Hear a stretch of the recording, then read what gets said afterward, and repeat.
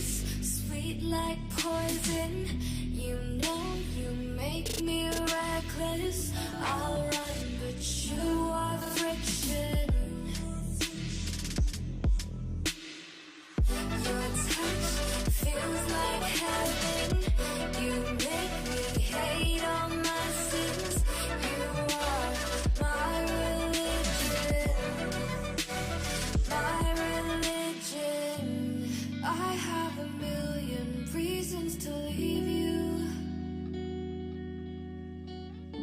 but I have a billion reasons to keep you.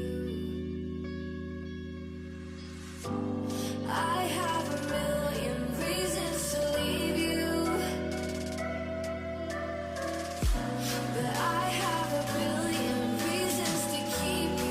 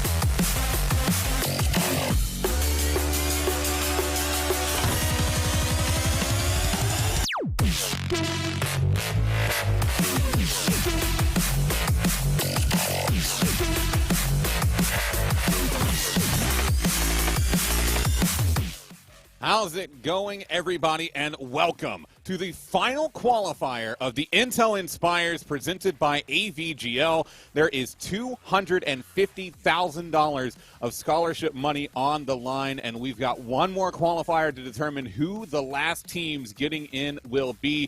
My name is Sleeky. Join with me on this wonderful evening to start us off is Squid and Seb. And how are you guys doing tonight?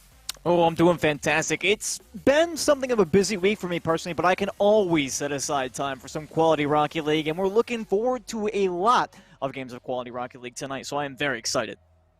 Absolutely. Same for me. Busy week, very stressful, but of course I will always put some time aside for some fantastic Rocket League from these young and up-and-comers. So with that being said, I am very excited for the matches that we have tonight. Yeah, I am as well. We've seen so far throughout the qualifiers a lot of really good teams, a lot of really, really good matches. And, you know, as we get ready to roll into our first match of the evening, I'm not quite sure who it is going to be yet. But, you know, based on what we've seen in the past, this is some really good competition. And it's really been firing up, especially near the end here. You know, it's the final qualifiers. It's a lot of these teams' last chance to sort of make it into that final grouping. Squid, I'll start with you. What are your sort of expectations for what you expect to see out of these teams tonight? Well, honestly, it might be a little bit closer here tonight because, of course, as you mentioned, this is the third qualifier. So at this point, the top teams, the ones that are really standing out, are probably already on their way through. So some of these teams might be on their second or third run at qualifying for the main event. And for that reason, I think it's going to be a lot closer this time around. You might see some teams who made a couple of changes trying to get in with a little bit of a different roster. But all in all, it's going to be still a great chance for these players. As Seb mentioned, they're all up-and-comers. And, of course, the Intel Inspires event is all about getting that recognition for these players as they try to make their way into the collegiate scene. And, of course, there are people, lots of people, scouting these types of events. So it's going to be a fantastic opportunity for them. But they all have to make it through here tonight. And while they might get an opportunity here or there if they perform somewhat well but don't quite make it here, it's always going to be about that main event. And as you mentioned, $250,000. That cannot be overstated how incredible that number is. Yeah, that number is definitely huge, and it can go a long way for any students that are coming up through the system. And yes, like you mentioned, we are essentially seeing the future in terms of collegiate Rocket League here. So I'm very much excited for this third qualifier. Hopefully we get some different kind of teams, different compositions kind of coming through, and really getting some new talent with some insane mechanics, because of course all the young ones have that insane mechanics coming through. And I'm honestly really excited just to see what kind of like insane Rocket League we'll get out of it. Yeah, I am as well. And, you know, again, it's the top 27 individual players per qualifier that are getting into that sort of final bracket, as long as they are either a high school junior, senior, or a college freshman. So, you know, it can really be a lot of pressure in these situations, especially, again, knowing that this is the last qualifier. It's the last chance. You know, you have to show up tonight or you're done for, essentially. So as we get ready to roll into this first lineup, which looks like it is going to be between Ultra Esports and Team Players U, you know, and Seb, I'll start with you on this one. What do you think both of these teams need to bring to the table to really show up tonight and get started off on the right foot? Well, obviously they're being put on stream, right? So you want to be able to play to impress. You want to be able to show good team play. You want to be able to show good mechanics, you know, a very free-flowing style, and really showcase why not only your team is great, but why you as an individual are great specifically. So I hope that coming into this, we'll get some really good team play, some great passing, some good control, and just very concise Rocket League. But honestly, I'm not too familiar with these teams on a personal level, so I am totally going into this blind. But I'm very much looking forward to it because we are getting a ton of young talent coming through. So. Yeah, and I actually was going to kind of add on to that. That's kind of the beauty of not knowing the names of these players. And as casters such as ourselves, we've seen a lot of the top level of Rocket League. And at this point, Squishy Muffins is getting a little bit boring to watch because we can expect the same thing over and over and over again. And granted, it'll have that one standout performance once in a while, but it's all about learning who is going to be that next one to really step up and make their name known. So that's the beauty of not really having an idea of these teams. And of course, as we move throughout the night, it will be Swiss, so I am looking forward to seeing which of those names really stand out. As you mentioned, that individual play is going to be very important, but as we've seen in the past, it's not always that raw mechanical talent that will put you on top, but it's the consistency and the ability to play as a team player that can really set you apart as well.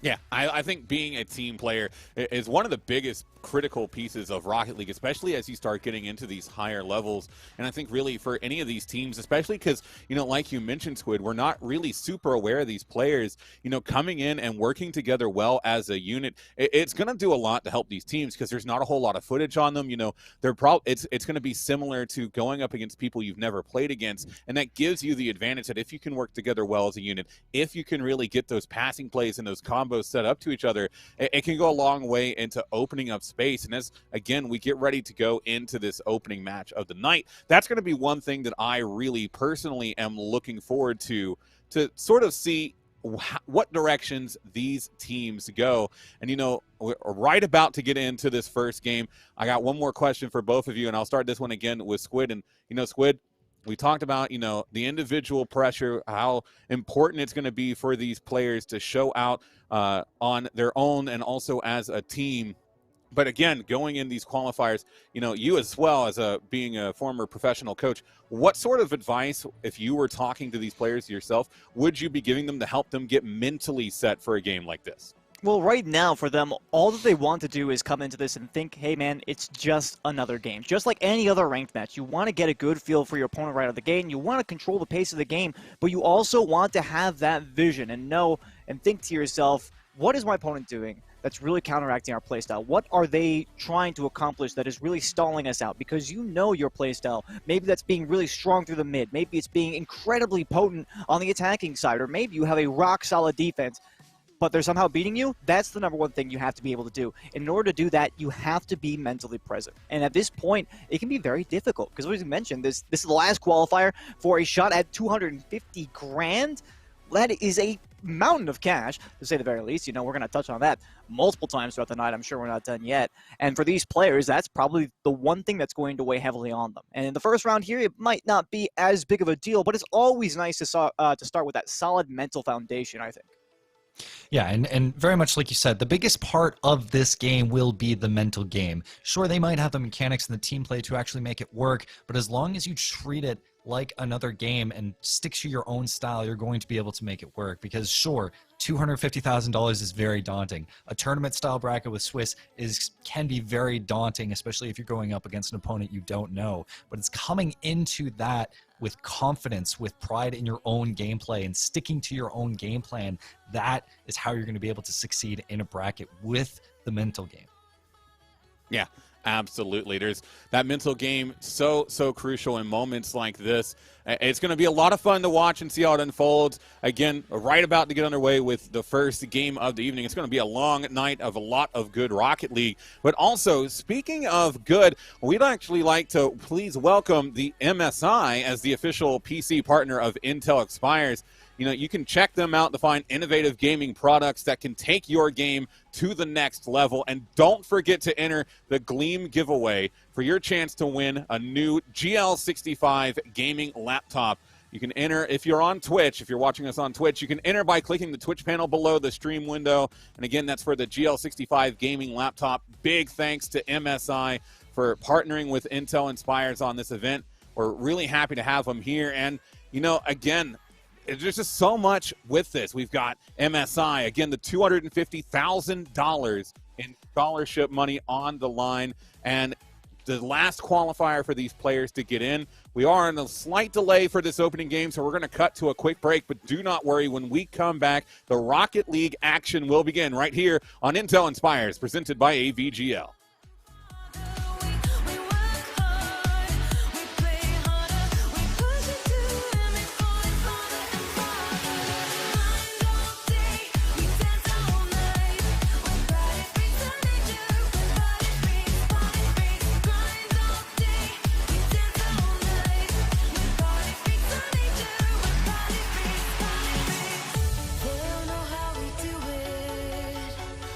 They'll never get it anyway.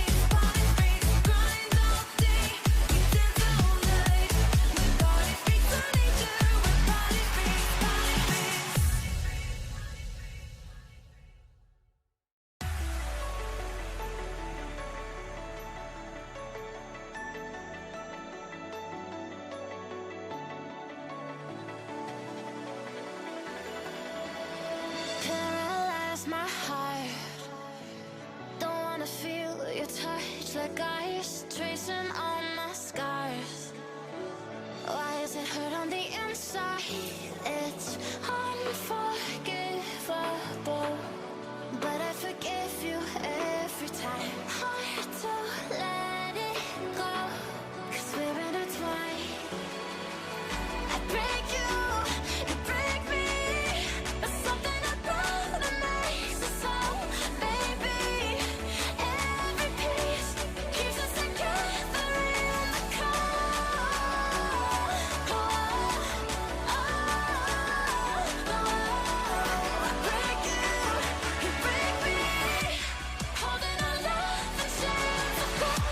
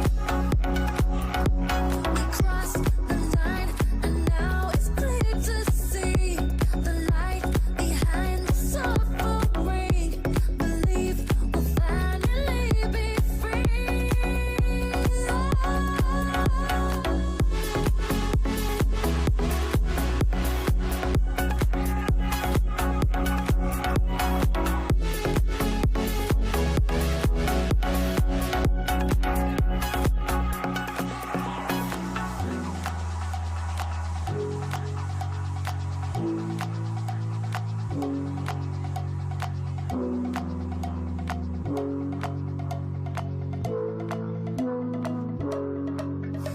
the silhouette cast upon your heart, turning every little moment into scars. Baby, it's our chance to make a start, so we can fly. I know that we will make it. I know that we will make it. I know that we will make it. I know that we.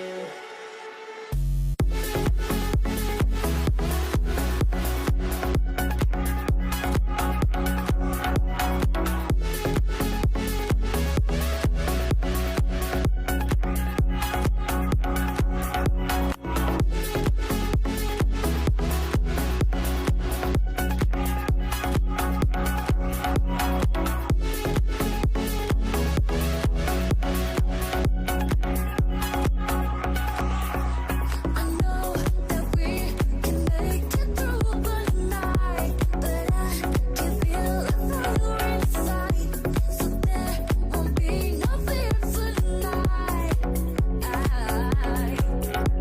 We crossed the line, and now it's clear to see the light behind the suffering. Believe we'll finally be free.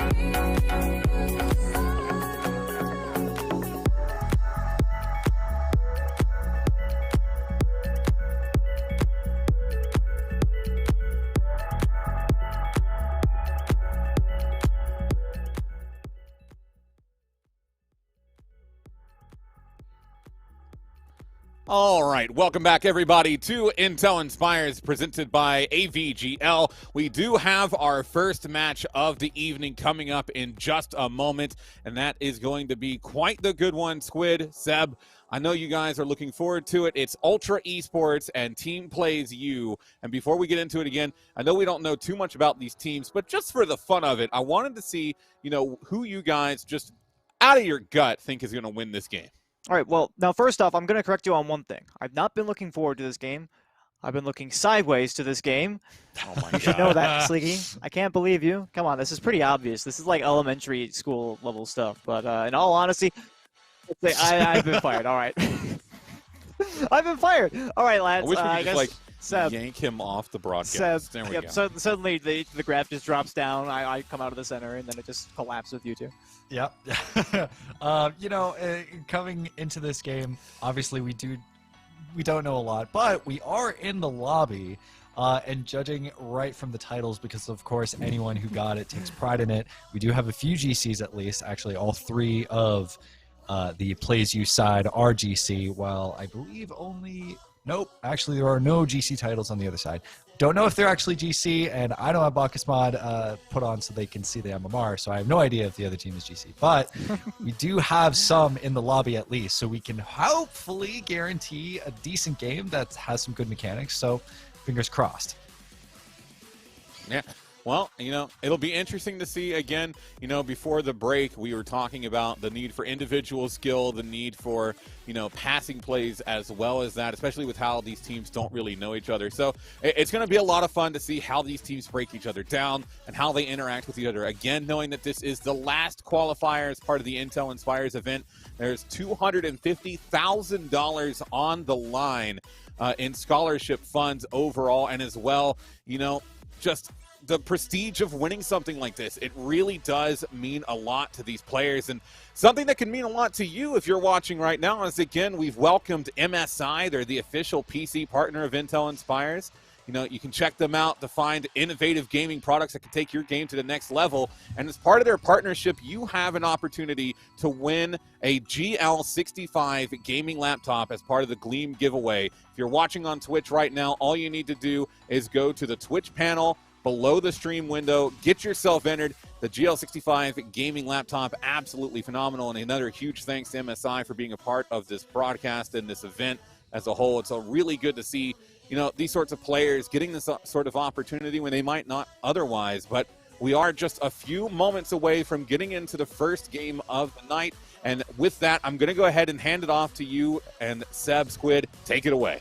Thank you very much, Sleegy. It's always nice to have you on the host desk. We're not actually used to seeing you there, so pretty good job for your first time. We'll rate you out of 10 later. But Seb, we are looking forward to getting into this game. I'm looking sideways personally, but you did mention lots of grand champions here on what seems to be the orange side as we do get into this match. Had the test lobby, and everybody is satisfied with the ping, thankfully. So we got the best competitive experience we possibly can, and we're just about ready to get into it. Well, first, I need to ask, are you still fired? I think that's more of a question for the producer.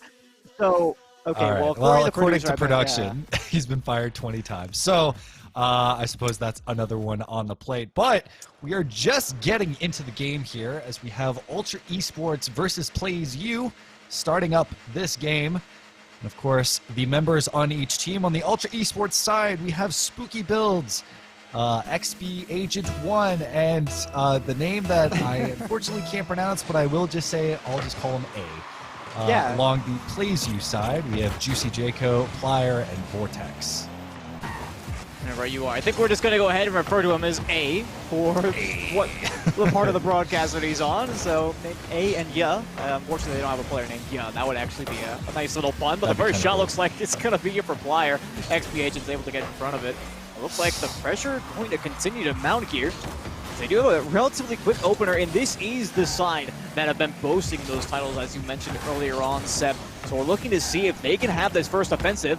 Also a goal along with it. It'll move out to center again, but XP Agent is easily there to get that one away. Plays U, if you want to be able to rock those GC titles, you better have the skill to back it up, as that one nearly squeaks through, but Juicy Jaco able to save it. So once again, we're caught in the midfields here. Vortex gonna send it up. This might give an opportunity here for a pass. It'll go off the backboard, but Spooky's not gonna be able to get to it as Plier sends it down the field. Just over a minute left, or excuse me, into this game, as that is an unfortunate own goal from the Ultra Esports side, as A somehow puts it in his own net. Oh, that's just unfortunate. And you can see right there getting bumped upside down and can't make the follow-up touch coming off the post. That is not exactly the way that you want to start things. But I guess they can take some solace in knowing that it wasn't necessarily the opponents completely outplaying them that resulted in that goal against. Yeah, that's definitely something you can, fortunately build up upon and try and just shrug off, because they did create some opportunities for themselves earlier in the game. Let's see if they can do it again here. Currently, XP Agent going to try and play around one, but doesn't get too much out of it, as he'll go back to the midfield, and A, it'll be all on him to see if he can get around the defenders here, but he doesn't have a lot of boost to play with. Will he try and get a pass off? He won't, as Plays will just force it through the midfield onto the offensive half, and I'm really enjoying how Plays is just not only able to transition very well, as Juicy is able to sneak that one by, and Plays able to take a 2-0 lead. You talk about transitions. I'm not really sure if that one counts, as they did only take the control on the opposing corner, but I guess that they managed to find that shot opportunity. And even more than that, the goal just sneaking across the goal line there. You can see the defender not exactly prepared for that one. So it looks like Plays U definitely have the hand up as far as reads go on their opponent. They might get another chance here, but Spooky Builds is there to make the stop. But another shot already coming through. Pliers can't put it on target, but I'm not sure if he was trying to. Yeah, and definitely more opportunities coming through from the Plays U side, as they're starting to mount the pressure a little bit in the offensive half, but Plays U, once again, having a free goal here, as that will slip by for Vortex, giving him a 3-0 lead. Just about half a game left on the clock. Once again, I have to commend Plays U. The speed of play clearly working out for them, as Ultra Esports not able to make the read there. I believe it was XP Agent creeping up a little bit into that corner. Expected that Juicy Jaco was not going to make a touch, but was sorely mistaken, it would seem. Allowed that gap, but now the passing play down the other way. That was a quick one too, but blocked away. That one nearly snuck its way through. Good passing so far, but Ultra gonna have to bring a lot more to the table, as that one will find its target just in the bottom right corner, giving Ultra Esports somewhat of a hope left in this game. A great cutoff there by A in the midfield. Beautiful challenge by XP Agent as well, potentially making up for that previous mistake and allowing the scoring opportunity.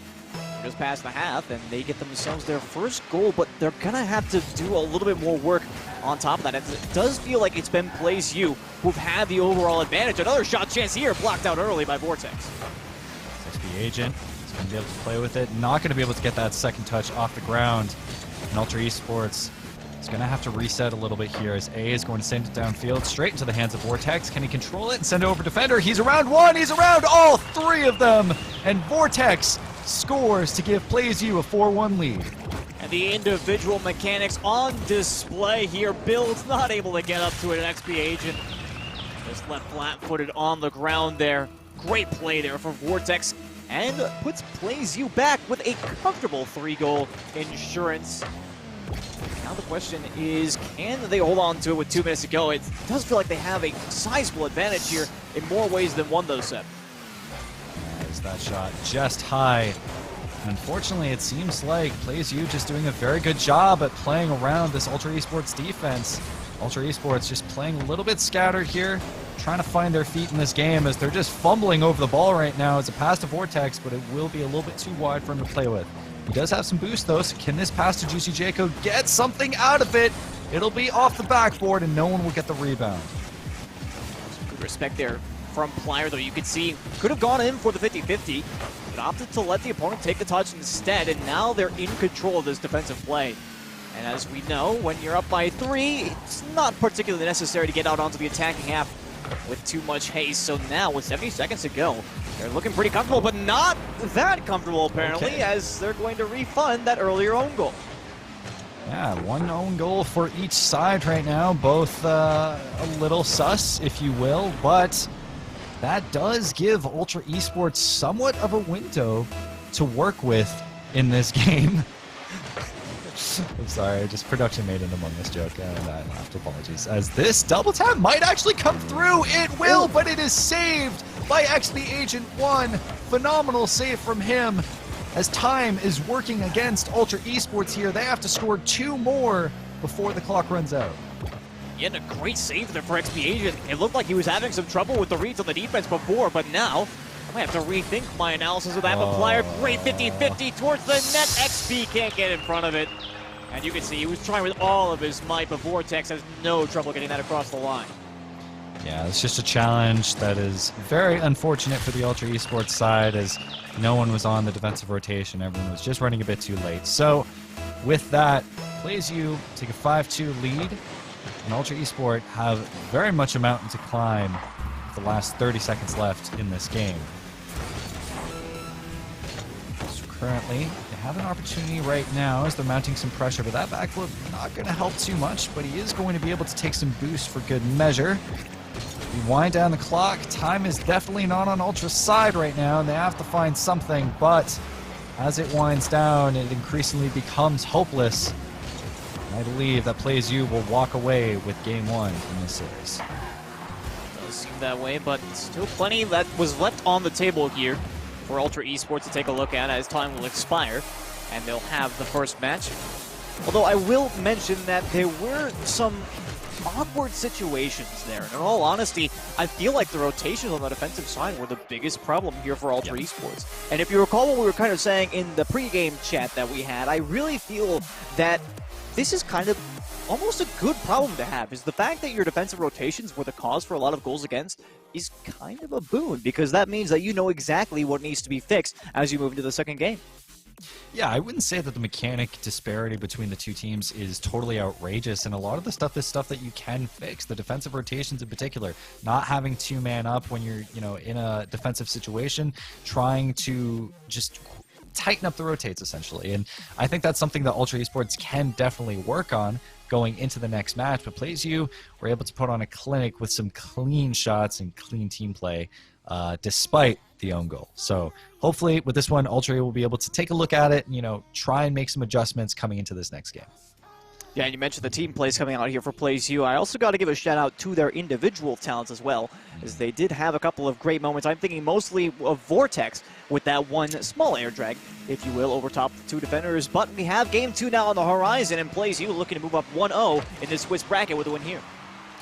Yes, as Ultra Esport will walk away with that kickoff. Let's see if XBH can get a touch on it. He won't, but the air roll shot As Plier is able to save it. He'll go right to A, though, as he's going to be able to put it right off target, though, unfortunately. So he'll hit the corner in the first 15 seconds. That is a lovely save, though, coming from A as the wall shot comes through. Can Spooky somehow get it cleared away? No, it'll be sent right back into the corner for XP Agent to save, but Juicy will be right there to catch that and put it right in the net to give PlaySU the lead within the first 30 seconds. The absolute patience here for Juicy.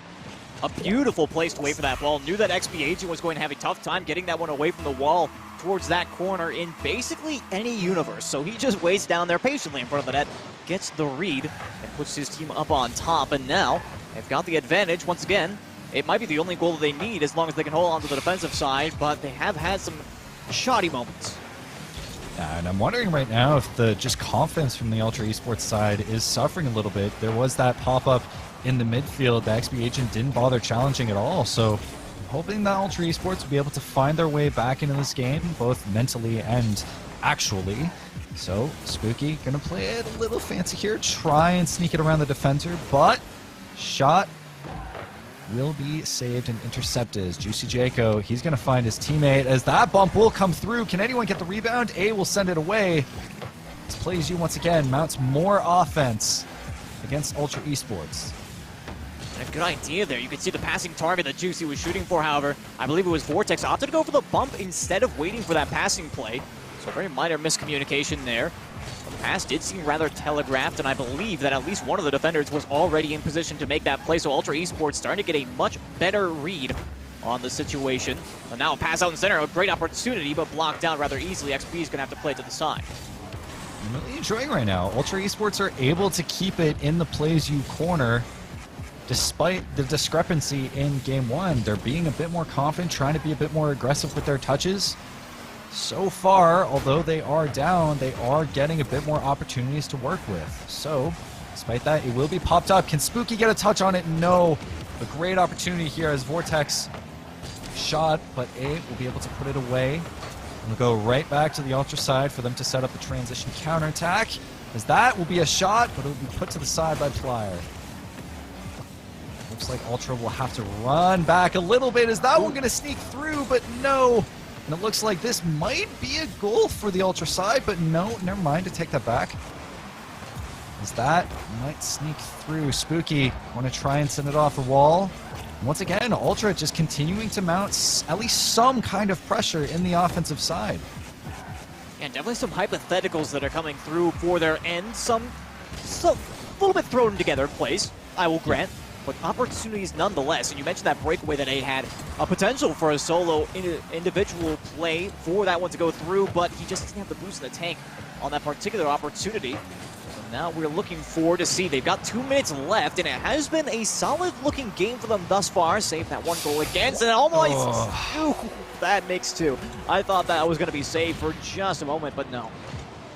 Yeah, I figured that someone would be able to challenge at least a little bit sooner, be able to read that bounce a little bit more, but Juicy is just able to play it extremely patient, figure where the players were, and figured, why not? I'll take that shot if you give it to me. But let's get going here. 2 minutes left on the clock. Time definitely not on Ultra's side right now, as once again, they are down, but opportunity might come through. The Ultra Esports side will play a little bit more passive, choose to play around the midfield a little bit, try and bait out some mistakes from the PlaySU side, as that might have been a great opportunity, but unfortunately a whiff on that shot won't convert into anything. Once again, PlaySU has an opportunity to work with. The backflip will come through. Can Juicy sneak around these defenders? No, he won't. His XP Agent will try and clear it away, but it looks like we have some jumbled teammate bumps here going through. And Spooky, he might get this touch, but Juicy Jaco will be able to put it away. Last minute left here. Ultra having a hard time at setting up anything right now. It seems to be, or seems to have been that way for pretty much the game so far. It does seem that way, but a great demo here for XP Agent. Goes out in front, but nobody's there. A trying to get around, but he can't quite. And honestly, that seemed like the best opportunity. Look for the air bump again. That one doesn't work out for them. A couple of quality back-to-back opportunities. They just cannot get the fish to Oh. bite, and now a What? third from Plier in the mid. That might just be the nail in the coffin here. They go up 3-0 now. I'm actually kind of confused at how that went through. XP Agent was right there. Maybe he just didn't have the right read as PlayZU were able to push it through. But as you said, that might have been the nail in the coffin for this game. And I believe because these are best of 3, that might be the series. 30 seconds though. Let's see if Ultra can come out with their head held high and at least try and get a goal in this game, as that will go through. And XP Agent will be hopefully able to get a consolation goal for good measure. That could be the start of something great. You know, never say never, as we like Never to say say, never. in Rocket League. 22 seconds, plenty of time, but I can't help but feel that there might have been an aura of lax nature there for PlayZU, although it does go to their side again here. It looks like Plier will have a decent control. That's going to burn a lot of time off the clock. The challenge doesn't quite go in their favor. There may yet be a chance. A has been the standout player out in front. Almost the dunk for Spooky Builds, but it gets away. And that might be their last chance to drive here, as the last second will tick off the clock with no damage done. But that will go through, and the 0-second goal, Ultra, despite losing, can hold their head up high at least a little bit, as A will be able to sink that one at the very last second. Yeah, unfortunately, they should lose it here, though. Felt like a very much closer game number 2. And granted, you had a best of 5. This could have been a different series, but that will give PlayZU the win. And of course, they're holding those Grand Champion titles, I'm certain, in high regard, but they might yet have something to think about, as Ultra Esports came rather close with a high shot count at the end of this game. Yeah, you know, despite the fact that at times on a team level they might have been outclassed, especially in that second game, they were able to put on a lot of pressure that PlayZU nearly collapsed around. There was so many opportunities that Ultra were able to make, but just weren't able to put anything on target. And even if it was against GC players, they would not be missing those. I know that there was a lot of shots from Spooky that he unfortunately just whiffed and wasn't able to put through. But against a team full of GCs on their level, you have to expect those to go through. So as we are back into it, Sliggy is with us. Sliggy, what did you think of that series? I mean, man, I tell you what, that push at the very, very end, I was so hoping that it was going to be able to work out. And, you know, they were able to at least get that last consolation goal, help them at least feel a little bit better about the game. But, I mean, I think overall we just saw really good offensive play, a couple of key defensive mistakes. And it was really interesting to see, like you sort of mentioned pre-game with the GC titles, you could kind of tell that they were just that edge better. It felt like they just were more composed, working better as a team unit, which is something that we were, you know, discussing a lot in the off period. And, you know, Squid, I wanted to ask you about it first. What did you think was their biggest factor in being able to take that game and essentially a sweep? Well, I really feel that when it came down to it, PlayZU, they had confidence. When they played with the lead, you could see it there in game number 2. Whenever they had that ball under their control, there was basically nothing that their opponents could do about it. You know, we saw a couple of good opportunities for Ultra Esports that got turned down just because the defense was so strong. And I can't help but wonder if it's because they had that confidence, knowing that, hey, we don't need to turn this into a transition, so we can play our third man a little bit safer back. Kind of gives them that advantage. So I feel that for them, you know, getting that lead early on, great, you know, fantastic. It gives them a load off, really. They can just kind of play a little bit more casually and force Ultra to come to them. Now, granted, it did almost break apart there in the end, but they held on to it at the end of the series, and they have something that they can take away from it at the very least. So, power to you. Yeah, and you know, Seb as well, we saw a lot of really good offensive play from PlayZU, but also a few mistakes coming from Ultra. We saw a couple of own goals in that game. And do you think it was more the offensive pressure that, you know, was being placed on them, or what do you think was going on that side of the ball? I believe that on the defensive side, Ultra just, they looked a little scrambled. They weren't sure where they should be getting their touches in. They weren't challenging early enough as they should, and they honestly gave PlayZU like a lot more opportunities to work with than they arguably should have. I know that there was the one shot that Juicy Jaco scored right around the defender where he just kind of popped it up and over. Of course, that shot from Vortex where he was just able to carry it over 3 defenders. That's the kind of thing that unfortunately comes with more experience, where you just have to be able to challenge sooner, be able to read it as soon as it's going to be played. On the offensive side, it just felt as though they were might have gotten jitters. Again, like there was so many whiffs from Spooky and other players when they had good passing opportunities come through, but they just weren't able to either hit the ball or put it on target.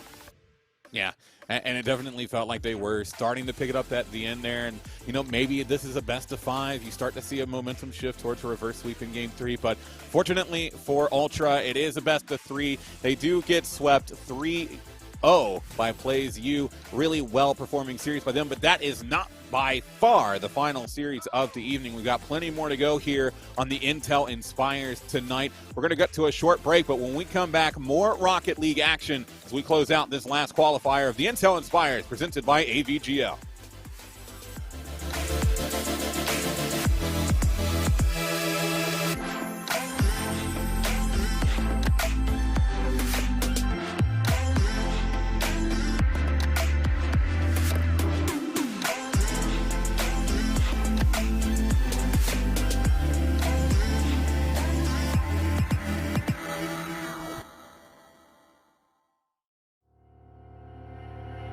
I've got you hanging on my words.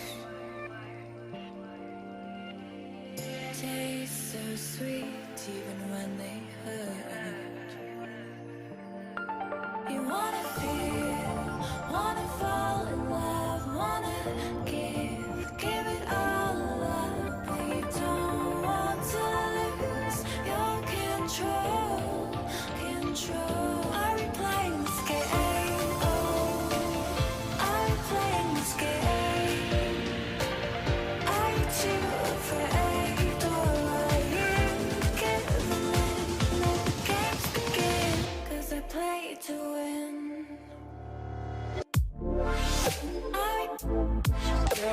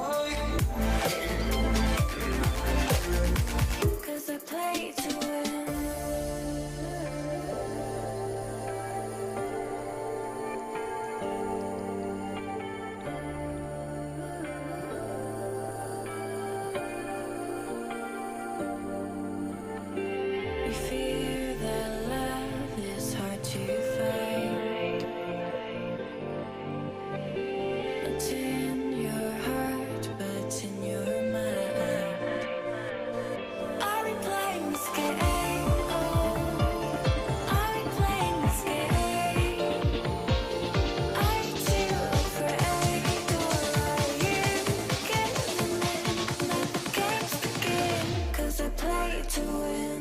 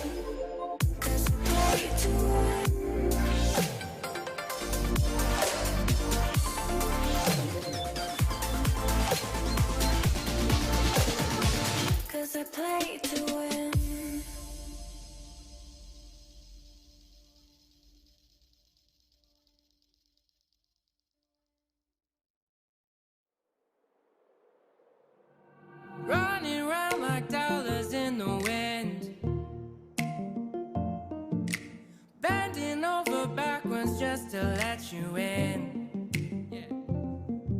I told you that one day ain't never enough. You tell me I hate you, I still call you up. If we don't got trust, we can never have love. I was putting in the hours, I was. But you were calling me a liar, liar, liar, liar, liar. I've been putting in the hours, I was. And it's coming down to now and now and now and now and never. I was putting in the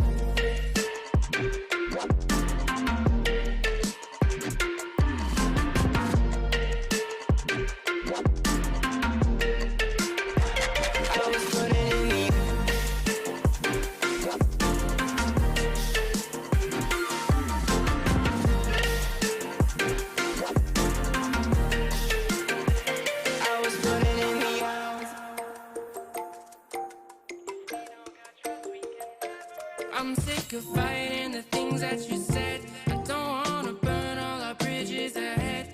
I'm tired of going to bed when you left me on red just to turn up the noise in my head. I told you that one day ain't never enough. You tell me I hate you, I still call you up. If we don't got trust, we can never have love. I was putting in the hours, I was. You were calling me a liar, liar, liar, liar, liar. I've been putting in the hours, I was. And it's coming down to now and now and now and now and never. I was putting in the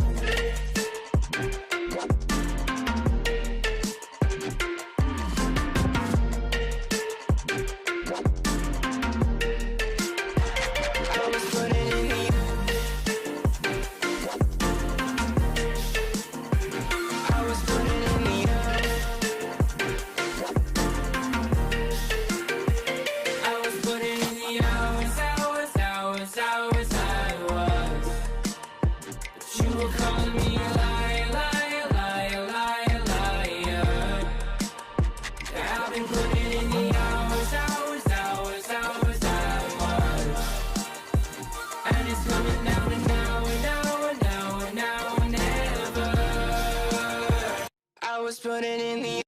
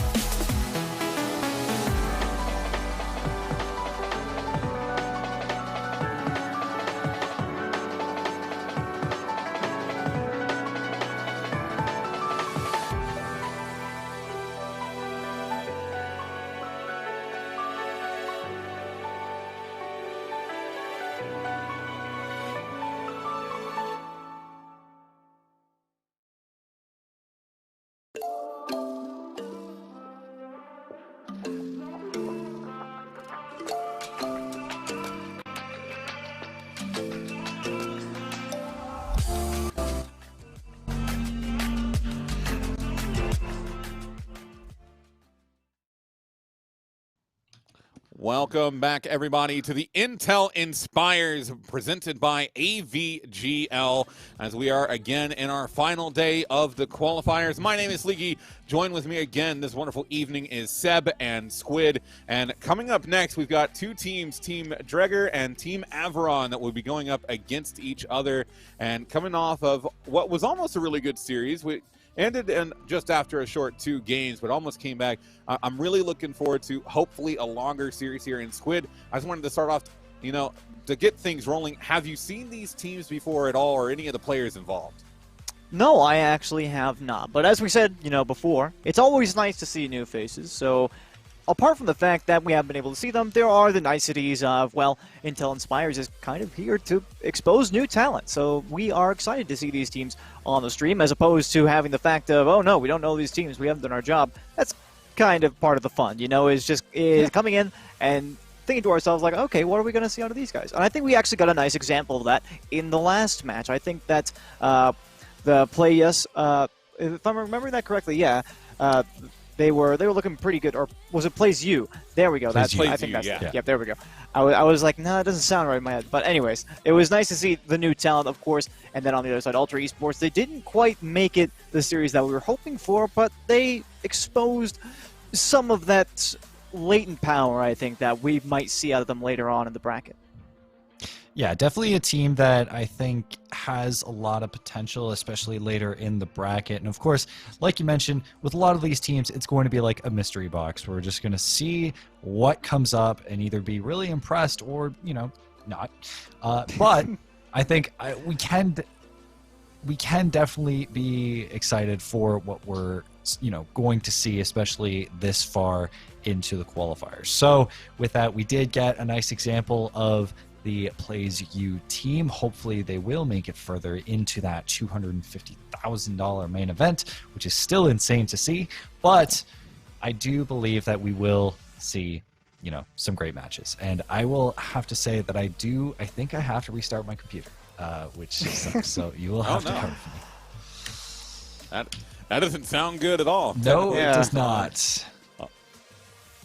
On okay, Seb's all right. side, but as Seb gets his computer refreshed, you still have a time to refresh your memory at the fact that MSI is now the official PC partner of Intel Inspires. You can check them out to find innovative gaming products and take your game to the next level. And don't forget that we are running that Gleam giveaway for your chance to win a new GL65 gaming laptop. If you're watching us on Twitch right now, all you've got to do is go to the Twitch panel below the stream window, get yourself entered. It's a wonderful opportunity to win, again, that wonderful GL65 gaming laptop as part of MSI's partnership with Intel Inspires. And, Squid, while we hopefully get Seb back as soon as he can, he thankfully left us with a very wonderful face to look at while he is away. Yeah, he did, didn't he? I mean, I think that, yeah, okay, all right, so we're being told, hang on, we gotta get the angle right, and then be looking at the camera. We getting it? Are we getting it? Kind of close? Kind of close. I don't know. Yeah, close enough. I don't know. It's kind of difficult because I gotta be looking right at the camera, but I like this is where he is, so I'm trying to look at him and the camera at the same time. Whatever. We'll get it eventually. Maybe we'll have a session in the back where we try to improvise different like face replication kind of things. But in any case, actually, speaking on the MSI sponsorship, those laptops aren't only just good for gaming, by the way. So if you are like going to go into some sort of field that involves video editing or video production, those are also incredibly good for that as well. I can speak from experience, as I've been doing a lot of video editing lately with an MSI laptop. So there you go. Yeah. Well, maybe some of these players, and maybe Seb as well, need to get the MSI laptop because a few of them having some technical issues with the devices that they're using. We are going to take a quick break, but again, when we come back, we are going to get underway with that Team Dreger versus Team Averon right after this short break.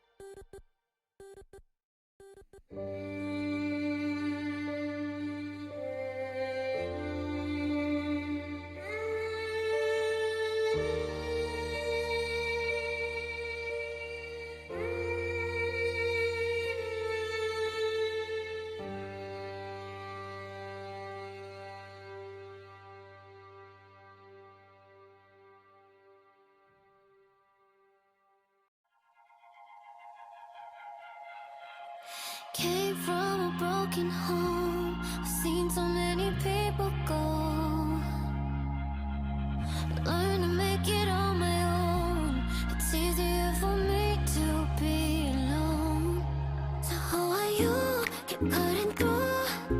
Claiming you're not like the other guys. And only if I could give you a chance. Show me that you mean it. We'll feel some type of way.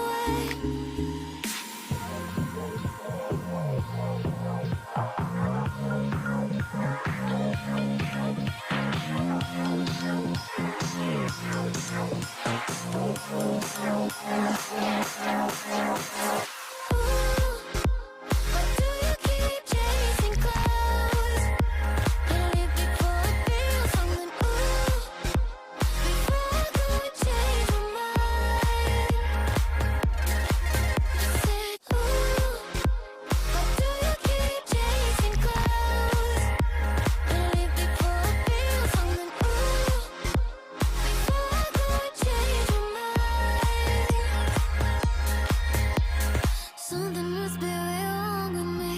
Keep wanting just to see you show up at my door. Et même quand je suis froide, un peu indifférent, tu continues tout de même de montrer tes efforts. I'm trying to keep my heart in peace. I just can't think about the way that I feel. It's too hard to trust. I mess it up. I just can't risk to be falling like this. Oh, why do you keep chasing clouds? If I could change my mind.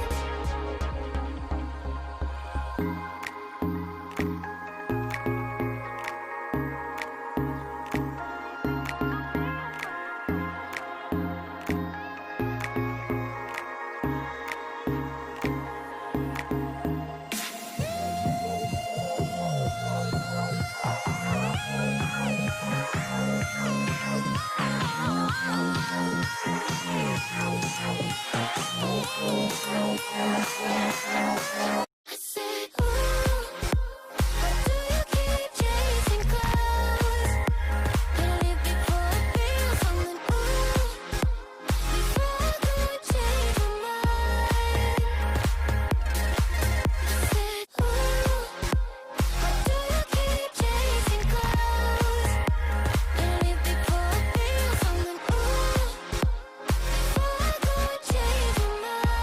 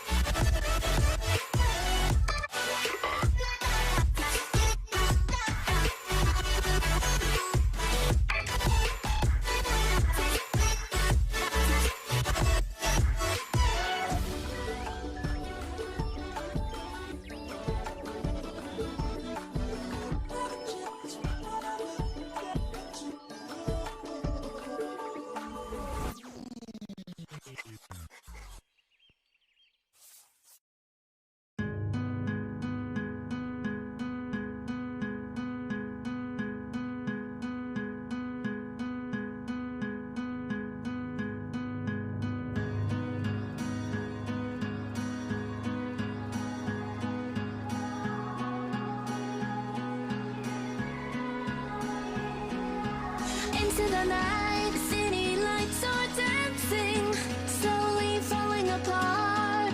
The shadows causing an outbreak. I'm wishing upon a star. This time I'm feeling stronger, and I know I can do better.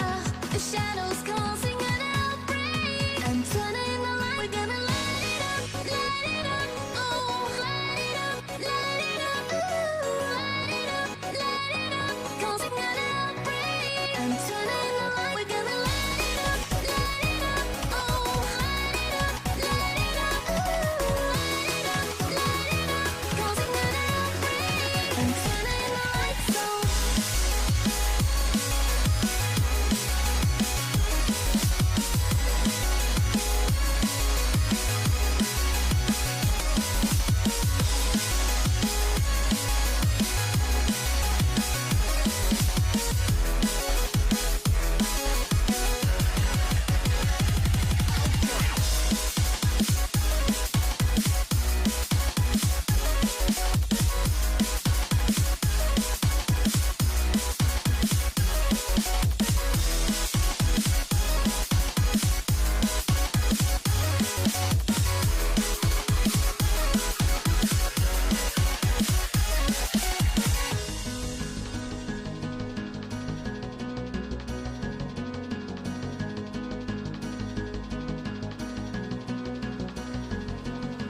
Open your eyes and see the people chanting, slowly falling apart. The silence causing an earthquake. I'm wishing upon a star. This time I'm feeling higher, and I know I can be taller. Shadows causing an outbreak. I'm turning the light. We're gonna light it up, oh, light it up, ooh, light it up, causing an outbreak. I'm turning the light. We're gonna light it up, oh, light it up, ooh, light it up, causing an outbreak. I'm turning the lights on.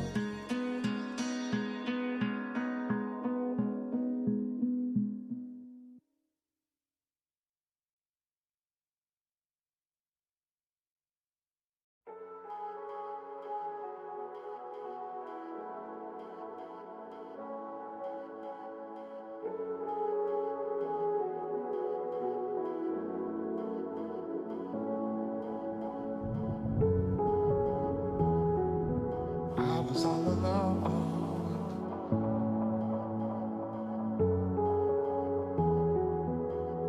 Then you showed up under my umbrella. Oh, shelter from the cold. Where do we go from here? Where do we go from here?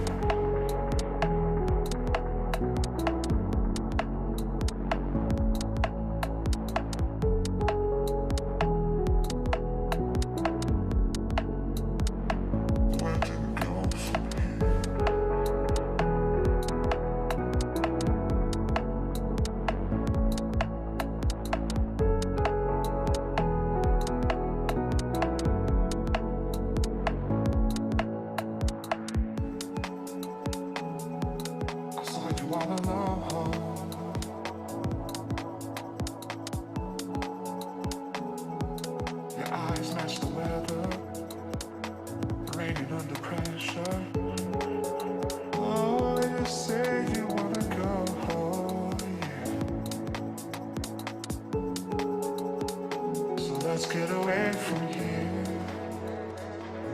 Let's get away from here.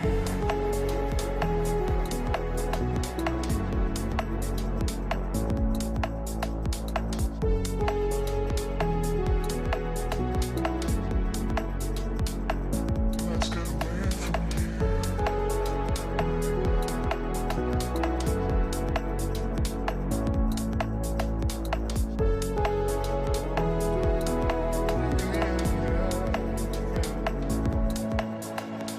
Strangers stand lost in time with one another. The hourglass takes us further from here. Strangers found lost in time with one another. The hourglass takes us further from here.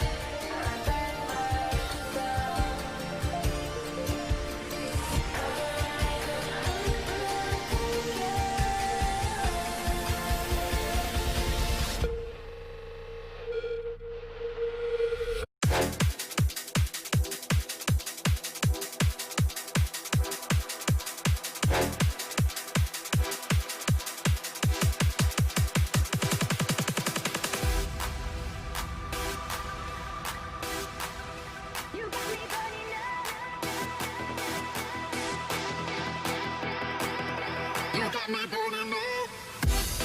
You got me burning up.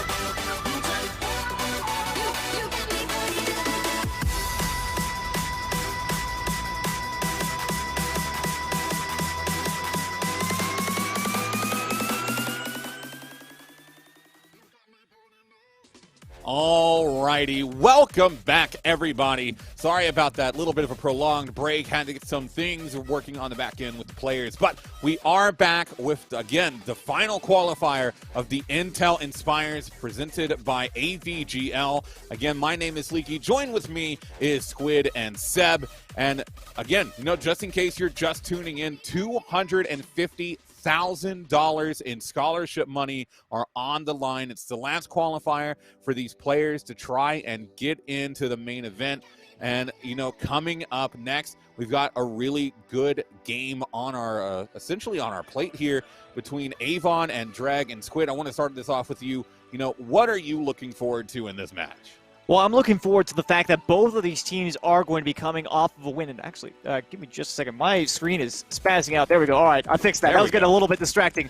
But as I was saying, the one thing that I'm looking forward to is the fact that both of these teams have won their first round match. So it's exciting to see. They're both on that first round, bit of a hot streak. And we might see a closer match than you would anticipate with the starters. So, we tend to have a couple of blowouts here or there. Last one kind of delivered, and I'm looking forward to see if this one does as well. We talked about mentality in the beginning of the first match, and it'll probably play a pretty prominent role here again.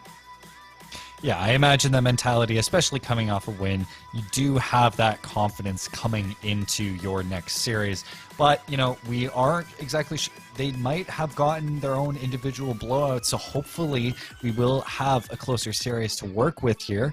But as we're getting ready for the match here, they are coming off of wins, so they are going to be high on confidence, be willing to pull out whatever they can to try and get into the next round for the tournament. I'm very much looking forward to it because good confidence in Rocket League gives us really good plays, and that's at the end of the day what we want to see. Absolutely, and hopefully it is a close one. All we want to do at this point is see some Rocket League, and that's exactly what we're going to do. The game is ready, and we're going to get straight into it. Squid and Seb, take it away. Yes, indeed, as we have been corrected that the team name is Drager versus Avion. So, as we get ready for our next match, it will be Drager versus Avion. Both of them are repping some Grand Champ banners, and hopefully that will mean that if it is on both sides, we will be getting a good game out of it. Well, we can only anticipate as much. Eventually, we've got to have a good match, of course, with the way that Swiss works. You're pitting the best team from the previous round against the best team, against each other, and vice versa. So, very close match, hopefully on the horizon here. We've got 3 games potentially headed your way. Drager versus Avion in round 2. Let's not stall any further. We've got a game on our hands.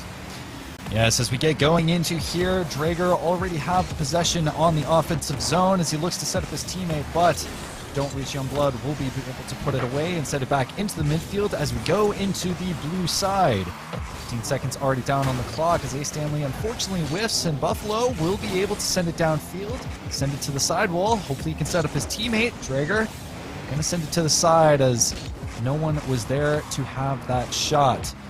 Don't Reach going to send it downfield as well, but Andrew's going to be able to read that perfectly. And I'm looking at A. Stanley's AVI right now, and I'm very happy to see a nice happy people coming in to the server. It's always nice to have that kind of vibe, if you will. It's what kind of reminded me of what we have with Bloms and the Pusheen power. He's kind of got that vibe. I don't know if you're familiar with that player. So hopefully he'll be a regular character. Might even have a chance to qualify. Of course, we are in the final qualifier, so nothing written in stone yet. And speaking of, we haven't seen a goal scored here. A couple of shot chances, at least for the blue side, but neither of them really came together. And now maybe one here as A. Stanley got a wonderful touch. Maybe I'm not quite in the zone. It'll pinch back the other way, and that'll be a goal for Drager. Yeah, that was a fantastic pinch off the wall to set up his teammate. Great stuff from him. I honestly was not expecting that to set up such an easy goal for Drager as it did, but hey, it did work out in the end as Drager take a 1-0 lead in this game. They do, and of course I mentioned how they had the initial shot chances, but again, you can't really discount the opposing team at this point. It's much too early to tell. They're actually the ones that are hosting those Grand Champion titles, and actually Avion, looking at it, he's got the Floor Destroyer title, which is kind of rare. I don't even have one of those. Yeah, I'm not going to comment on inventories because mine sucks. So I'm sure it's okay, Seb. Oh, well, you know, I've been around since, I think, 2015 or 2016, excuse me, and I have not accumulated much because I come from CSGO, and skins ruined my life there. So, despite that, Avion, once again, on the offensive side, a nice shot opportunity, but Ambu is going to be able to put that away and save it. So we're in 3 minutes left in this game, and man, am I feeling the PTSD from my CSGO days right now. Oh, man. I'm sorry to bring back the horrible memories, Seb. Truly. Well, you know, Rocket League has done a very good system as that's a pass to Ambu, and that will be fantastically saved from Ace Stanley, getting the perfect read on that shot. Phenomenal stuff to keep Avion the lead right now, as this might be a double tap that might go through, but no. The waterfall down straight to the defense. Avion going to work to keep it in that corner. Will be sent back out. Looks like Avion will be able to try and have another opportunity at this. Drager not going to be able to get the clear, but Ambu will be able to recover for it. Buffalo in the corner. Going to play it a little bit slow. See if he can get around these defenders slowly but surely, though he doesn't have a lot of boost to work with, so he will be slow coming into that corner. And you can see that Drager, they are trying to mount a decent offense right now, but Avion doing a decent job at just punting it away. They are, but they still need to get the lead. Some sort of goal-scoring potential here. We've already seen a couple of attacking chances for them, but nothing that's really come together as nicely as we would like. And I really tack that up to their lack of offensive rotations. For whatever reason, they haven't been able to get that consistent pressure on target.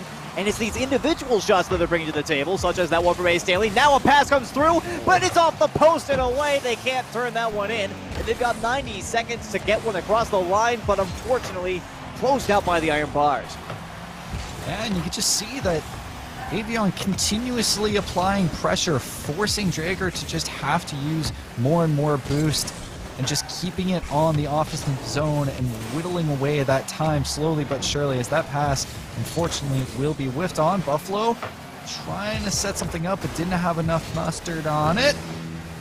And as we approach the last minute of this game, Drager's time is slowly whittling away right now, and they have to get something going here quick. Looks like they're trying to do exactly that. And I believe, Seb, correct me if I'm wrong, but Drager are on the blue side. Yes? Yes. So I feel like you might have been getting that a little bit confused there, as it Oh, my is bad. Avion who are trying to get this started up. No worries, my friend. Oh, yes. Wow. Okay, sorry. That is totally my bad. I apologize. No problem. We all make mistakes occasionally. Sometimes I forget how to speak in English. But either way, there's 30 seconds remaining here. And Avion have been having a pretty hard time trying to start up their offense. They had a significant portion of pressure not terribly long ago, but it's been quite some time since they've been able to find a consistent offensive possession on the other side of the field. Now 10 seconds remain out in front, but there's Ambu to tear it away. Yeah, and despite the fact that Drager do have the lead, it just feels like right now Avion have had way more possessions and opportunities to work with, but unfortunately they just haven't been able to get around this goaltending from the Drager side, as that will touch the ground and Drager, take game one. Drager, it does touch the ground. They do take game one, but I think that was a bit close for comfort there on the goal line. We actually take a look at the shot count here. That is phenomenally low.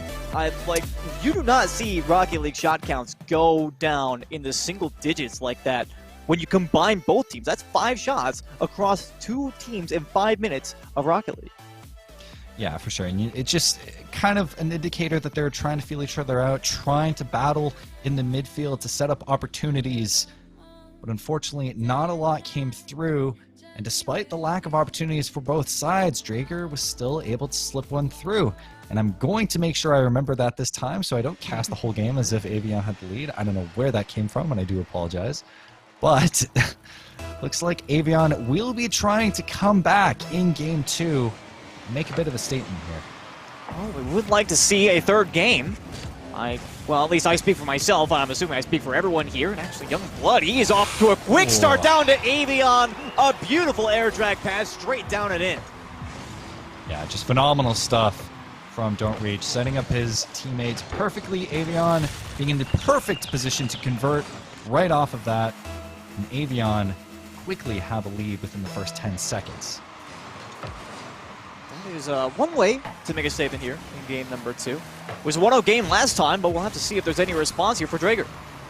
Well, considering how relatively slow-paced generally the other game was in terms of shot creation, it is nice to see shots coming through as, wow, even then, 2 shots hitting each post on both sides.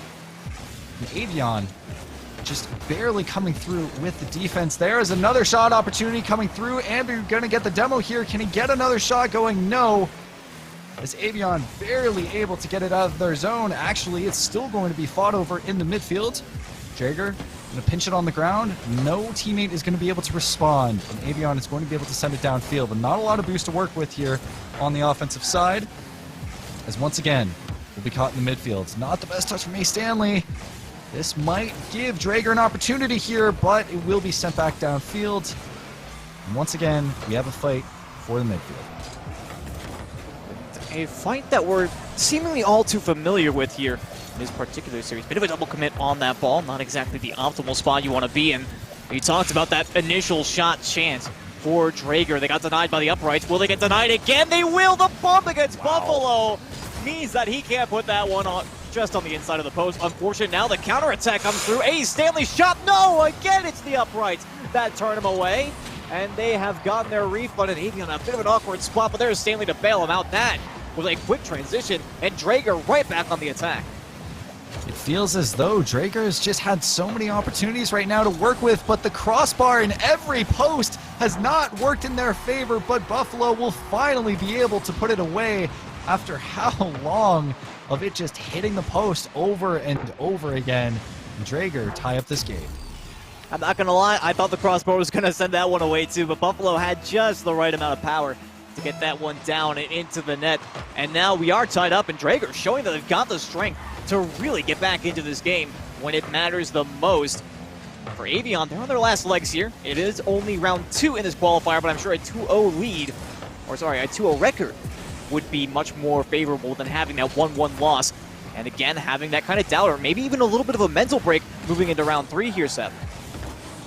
Yeah, and you wonder how much the pressure is getting to them right now, especially with Avion's series life on the line, as that's a shot, but it will be put away off the wall as A. Stanley doing everything he can to try and send it away, but unfortunate whiff. No one is going to be able to respond. A. Stanley's going to dunk it downfield. Can he set up a teammate? He's going to take the boost, try to pass. That will go through, as Don't Reach Youngblood to be able to put it away to give Avion the lead.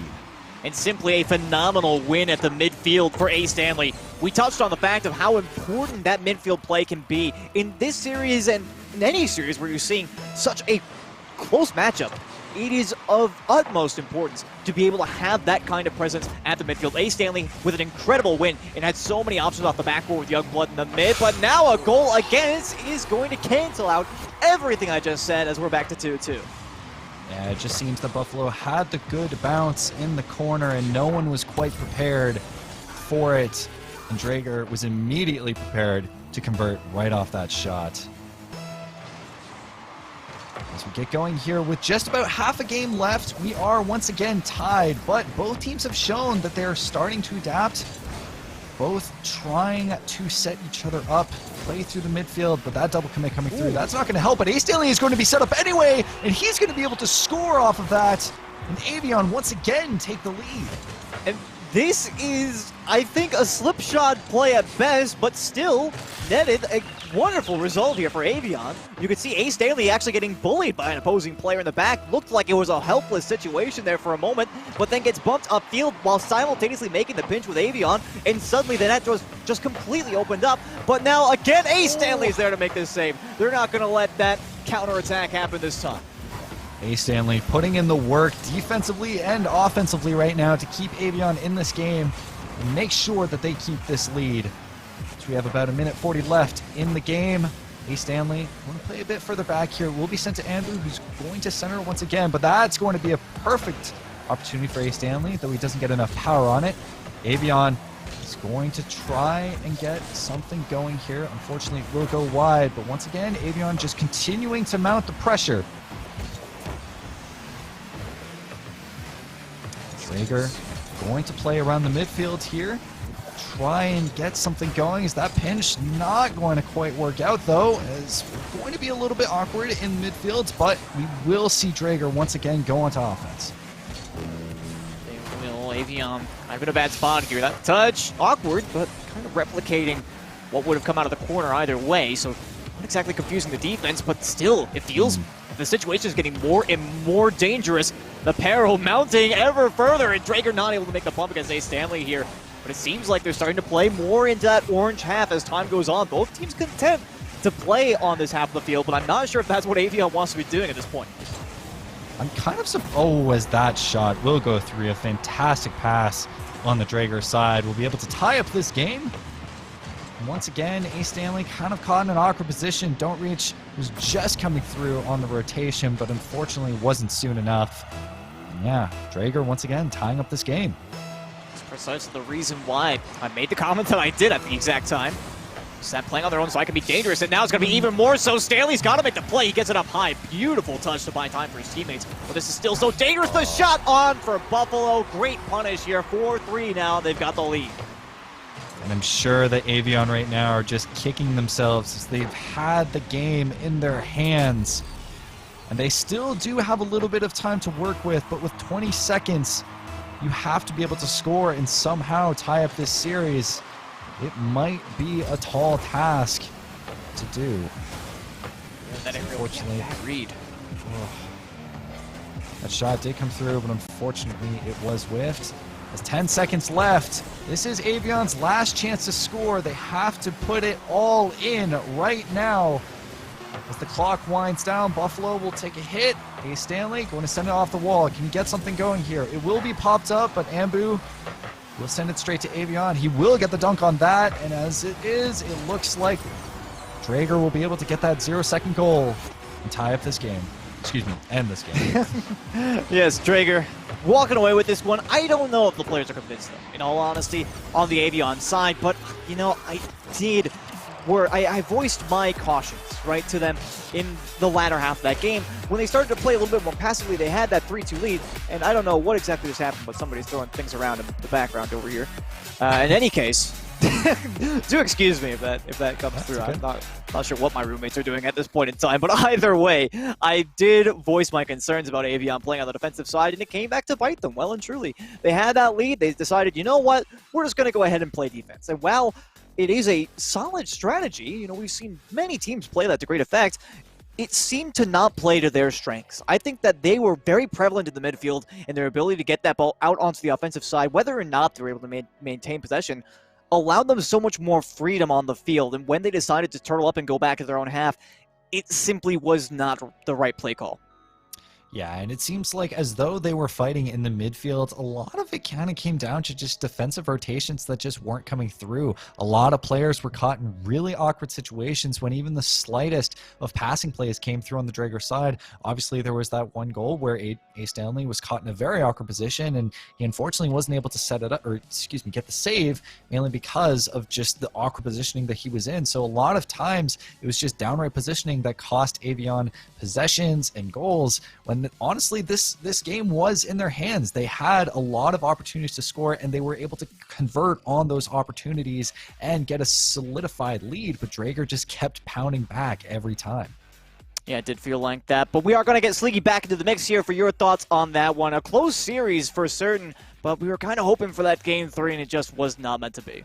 Man, and it started so strong for Avon there as well at the start. You know, I really thought that we were going to be able to see it go into 3 And it's just unfortunately not quite enough in the tank. I mean, Drager just doing a really good job, I thought, of controlling the ball and, really surging back in that game. So a solid win for them. But like you guys were talking about, and it's been sort of a theme throughout tonight, right? It's, these team plays are important, but the personal plays as well playing such a big factor. And, Seb, I just wanted to ask you, what do you think in this last series played the more pivotal part? And, was it the team plays, or do you think it really was this sort of these personal movements down the field to try and make something happen yourself?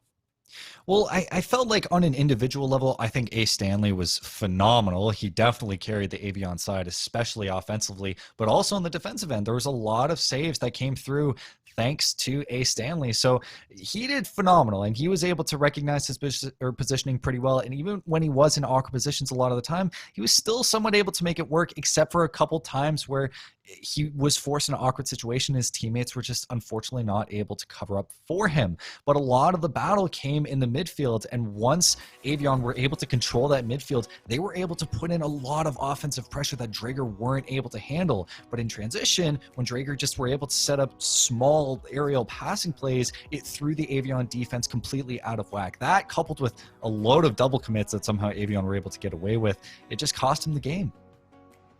Yeah. And, for Squid, I just want to, we saw a lot of really big starting performance, and then near the end, Drager just able to come back. What do you think sort of alleviated to them, having that good start and then just sort of losing it as the rest of the game went on? Well, I feel, I kind of touched on this in the post game, but I'll delve a little bit deeper into actually the Drager side of this, because I feel that for Drager, there is a reasonable extent to which you could say once they go down 3-2 in that game, they're going to be starting to reevaluate and think to themselves, like, okay, what are we doing wrong? Because it was Avion who scored that first goal. It was Avion who, again, had that lead about halfway through the game. But when they decided to play defense, that's where Drager knew they could start to take that game. Because if you recall what I said at the outset of our first series of the night, it's all about being able to keep that mental fortitude, keep your wits about you, and analyze what your opponent is doing well, what you're doing well, and how to make your game work. And when they saw Avion start to pull in the defensive half, they took all the opportunities that came with. Because, as I mentioned, for Avion, their strength really lies in the midfield. And Seb, you even touched on this. For Avion, they had some consistent midfield presence, and they turned it into a lot of offensive pressure, and even when they did get pushed down, usually just returned to a neutral game. There were very few chances that Drager actually had to transition, but as soon as that second half rolled around, Drager saw the chance to start playing so much more offense. They had all the freedom of the world, and that was really just their key to success. Yeah, well, it was a very well-played game by Drager. They get the 2-0 sweep in the series, and so they're able to take that win. Very important again here in the last qualifier, but we are going to go into another, hopefully this time, very short break as we get our next match lined up. Ben, if you're in the break, though, don't forget MSI, as the new official PC partner of Intel Inspires, is having a giveaway. It's a Gleam giveaway for your chance to win a brand new GL65 gaming laptop. If you're watching us on Twitch right now, all you've got to do is go into the Twitch panel below the stream window, get signed up. Thanks again to MSI for their partnership. And when we come back, more Rocket League action right here on Intel Inspires, presented by AVGL.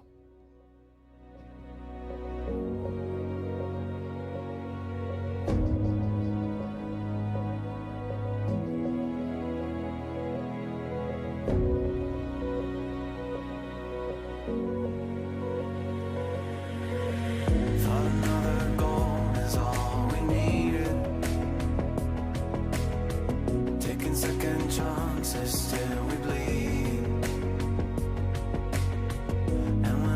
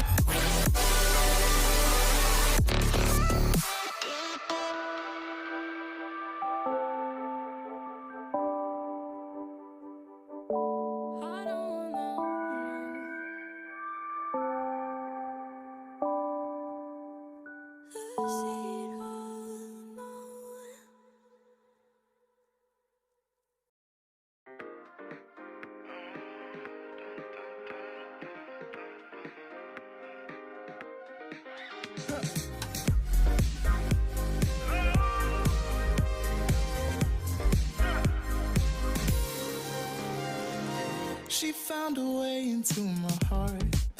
Oh, oh, she don't make up, no, she make art. And I need a way to treat it, cause I keep getting high off of her. Off of her.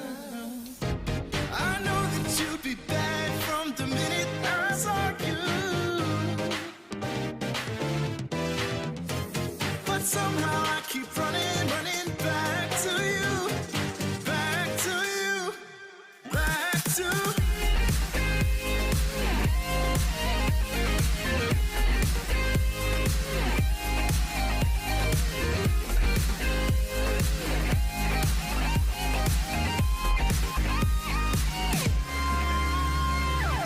long nights can get me feeling lonely. Hey. And hearing music that can make me smile. But the way I feel with her cannot be explained. But one thing still remains on my mind. I know that you'd be bad from the minute I saw you. But somehow I keep running, running back to you. Back to you.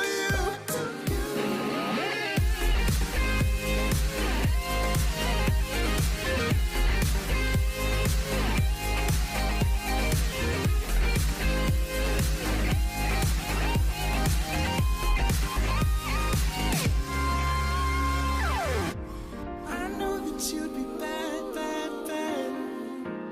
I know that you'd be bad, bad, bad. I know that you'd be bad, bad, bad. I know that you'd be bad.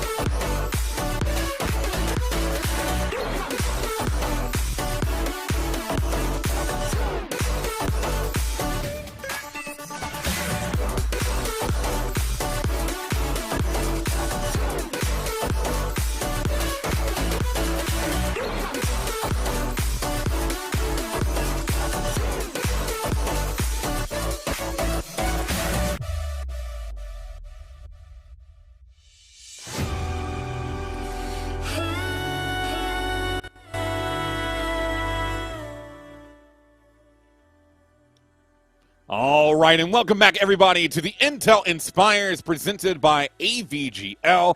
We just got two pretty good series, hoping for one to go the distance to Game 3, but maybe we'll have it here. I'm Sleeky. Joined with me is Squid and Seb, and you guys, we've got another potentially really good matchup coming up on the horizon here. Dandy 44 is going to be facing off against Fear Classic, and you know, we keep coming into these games, and it's always so interesting because we don't have that, like, you know, detailed analysis on the players, the history of the team. It's a lot of just fresh new looks. And as we go into this game, from what you've seen so far tonight, what do you hope changes in this upcoming series? And Squid, we'll start with you. Well, to be honest, I actually, based on what I've seen so far tonight, I hope nothing changes, because we've seen a steady upwards trend in the quality of games. We had the first one, which actually seemed pretty close to a significant improvement from the losing team in Ultra Esports on that first series, and I haven't had a chance to see how they're doing now, but I can only imagine that they're doing better. The last game looked like it was going to be 3 games. It ended up being a wonderful comeback for the winning team, and now here again, if we continue on this path of improvement, I can only assume that we're going to see some overtimes, Game 3, the whole 9 yards. So I'm ready to get my popcorn out, to be honest. Yeah, absolutely. And honestly, I'm expecting very much an upward trend in skill as we have seen. So you mentioned that we are seeing this upward trend. I'm hoping that for this game, we'll be able to see some even crazier Rocket League coming out from some young kids. So I'm looking forward to this series, and very much I want to get my popcorn ready as well. Yeah, it makes me wish that I had some popcorn, but unfortunately I don't. Fortunately, though, again, I'm just really hoping. I want to see 3 games. I want to see them play it out. I want to see this be close. And, we've had those close games so far. It has been, games where it's gone a little bit back and forth. Even though we have seen 2 sweeps at times, it's been, really competitive between these teams. And with $250,000 in scholarship money potentially on the line, this being the last qualifier, it is that pressure. And some of these teams have been crumbling under the pressure, and I hope that in this one, pressure makes diamonds, because that's what we're here to see, right? Just top level Rocket League. And so moving sort of along with that last question of what you want to see different, what do you think you need to see from what you've seen, how the teams have been playing so far? What do you think these teams need to do coming into this game to really get out that key performance to get a win? And Seb, I'll start with you. Well, I think as we've seen, the big part of it obviously is the mental game, but now is where we start to see, players are getting more comfortable with how they're playing. They're starting to feel each other out a little bit more, figure out where their place in the team is. So hopefully coming into this next game, we'll start to see some, more comfort kind of plays, be able to get more strong passing plays, either infield or from wherever, essentially, as long as their mechanics benefit it. Hopefully better fundamentals are going to come through, so players don't feel the need to take more individual performances. Basically, better team play all around. Yeah, I'm going to kind of agree with Seb here. I really feel that as we get more and more into the top tier of what we have given to us in the games today, there is fantastic potential to see these team plays come out. And not only do we see the team plays, but the ability to counter opposing team plays. So it does look like we're still getting the server set up, but in any case, I think that the team plays and the way to counter that, that's what I'm really looking for, because it's not often that you see a team come up against another roster of 3 that are particularly talented, and they look at what their opponents are putting up and say, you know what? I can read that. And regardless of the fact they put up like a 1-2-3 passing play using the backboard, crossbar down, triple flip reset, they can still read it, make the counter play, or cut off the passing lane. That's the kind of play that we love to see. And that's what really makes the top level players stand out so much, is their ability to read these phenomenal, triple loop-de-doops like passing plays that opponents will do in their attacking half. So that's what I'm really looking for. So surprisingly, the team play that I'm looking for is the team play that gets blocked, in all honesty. Yeah, that sort of really quick defense that reads the play, able to get in front of things. And it can really, like you said, shut down those team plays. It can do, and it's so important that you do that, because if you let those team plays develop and really start to get into a rhythm for one side, it can do a number on the defensive rotation. So being able to get out in front, cut off these passing plays, get in front of shots before they become deadly can really go just so far in cementing yourself defensively. And then once you're set defensively, it's really just a matter of waiting for the offense to make a mistake, taking the ball and trying to score quickly on a transition. And so it'll be interesting to see if these teams utilize a strategy like that, or what strategy in general they utilize coming into this game. It's always, again, so fun with not really knowing much about these teams, just to see what they come out with, because there's so many different tactics, so many different strategies, so many different ways that they could try and come at this game. It's always just phenomenal to see what they come up with. But another thing that everyone watching could come up with is a new GL65 gaming laptop from MSI. They are the new official PC partner of Intel Inspires. You can check them out to find innovative gaming products that can take your game to the next level. And to get entered into that Gleam giveaway, all you got to do if you're watching us on Twitch is go down to the Twitch panel below the stream, get yourself entered, and hopefully walk away with some brand new hardware courtesy of MSI. But we are just moments away from getting into this next game. I'm excited to see it, Squid and Seb. I know you're excited to see it, and I'm just going to do it again. I did it in the first round. Just based on your gut reactions, who do you think is going to take this? And I'll again start with Seb. Honestly, I know way less about this one than I do the first one, so it is going to be a complete random because, unfortunately, this time we don't have the Grand Champ banners to go off of. So this will be a totally new kind of match. So I unfortunately can't make too much of a prediction, but because I like the color blue, I'll go with Dandy. As good a reason as any. Yep. Well, based on what I'm seeing here, we actually do have a similar situation to the last match, which we didn't really touch on, but the team names named after a couple of the players that are on the team, so it can only be assumed that these are some more quickly put together teams. And for me, I can't really say either. That's the beauty, of course. We do get to see new players, but I think that Fear Classic, they're going to have the hand up in my heart, personally, because Fear Classic is, for one, just an all-around great name. They also got a player named Walrus on that side, as well as Kiwikul, representing his favorite team in the, I don't remember what city they're from, but the Angels with the MLB hat. So, hey, there you go. You know, avid, passionate players, and the producer's telling me Anaheim. He knows a lot more about sports than I do. He was talking about hockey the last time we were on a broadcast. So. Thank you, producer. My goodness. He's gonna. Yeah, how's that I feel like he's bad at me. Success going? I feel like I'm gonna get fired again. Jeez. But you know, I can't in good faith ever side with you on a prediction, Squid. So I am going to have to go with Dandy, with Seb. It looks like the game, though, is ready to go, so no more delaying. Squid, Seb, take this one away. Yes, as we currently wait for the players to get in their match, it looks like we do have the real lobby set up, so we will be getting into it just shortly as the players enter the match, and we kick off this best-of-3 series. I'm not gonna lie, Seb, the fact that Sliggy wants to not go with my gut instinct on this actually makes me feel a lot better about it, because as we know, historically, Sliggy is terrible at predictions. Did I say? Sorry, wait. What was the word? I didn't quite hear. There must have been some sort of like weird audio cut, but I couldn't hear what I was saying there for a second. But anywho, we got the game underway. Fear Classic in the orange, and they'll be the ones to strike first with the namesake taking goal number 1.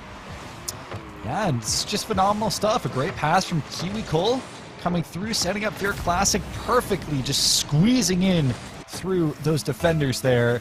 And Fear Classic, within 20 seconds, take the lead.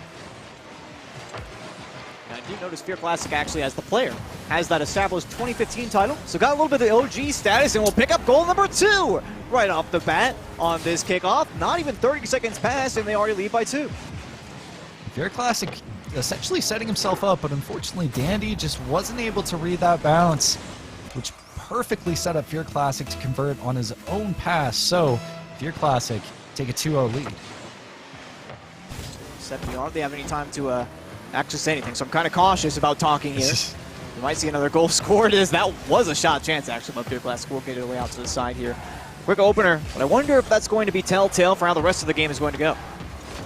Yeah, you know, hopefully we won't see Caster's Curse, and we'll actually be able to get some proper Rocket League going into this game, as that bump will come through, which will perfectly set up Walrus, but it'll go just wide.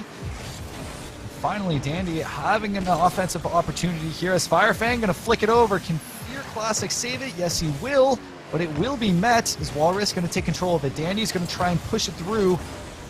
Once again, Dandy going to play on the offensive side. Tub not going to get the best second touch.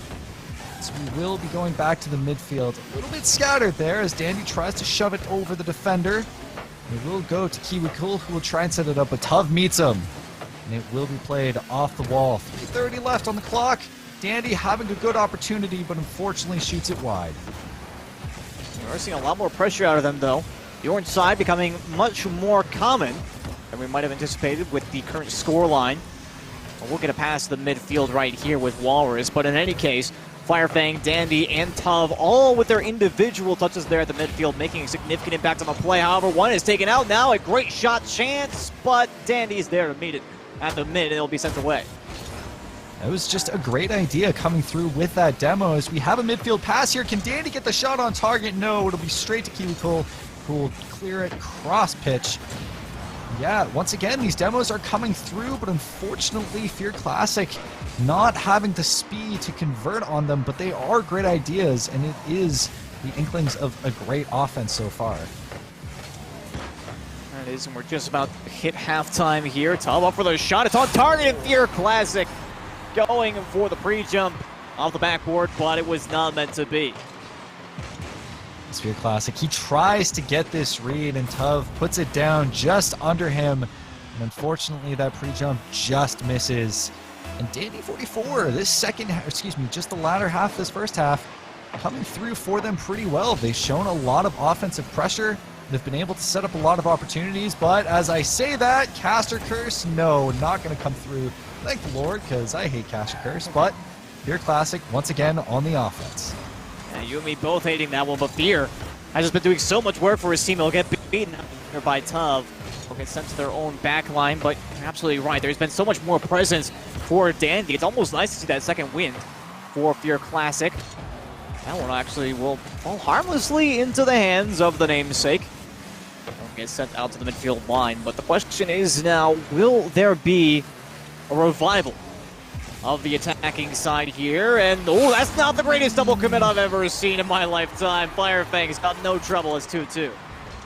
Yeah, and you can see here that Fear Classic, I don't think he needed to make that touch. I think they both pinched off each other, which kind of killed the momentum.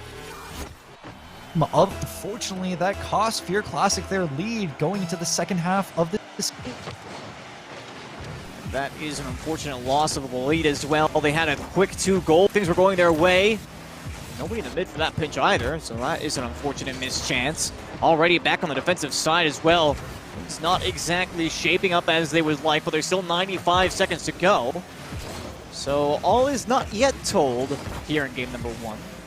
It'll be a crucial game one at that. We've had best of threes all day and throughout every qualifier. Both these teams sitting at 2-0. And again, in the final qualifier, very important to take this win here and try to secure that spot if they possibly can. But despite that, I think this has been generally a pretty decent game coming from both sides. Both have focused entirely on team play. And like we mentioned before, as the bracket continues to go on, you're going to see teams get more and more comfortable with each other and generally less just fundamental mistakes coming through. And both teams right now have shown that. The real big mistake we saw was that hit from Fear Classic and Crew on the back line that cost them their lead.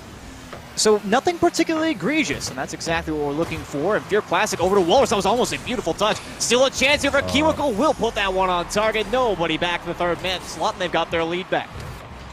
This is just a phenomenal pass off the wall. Unfortunately, Firefang not able to get the best touch, which gives it perfectly to KiwiCool.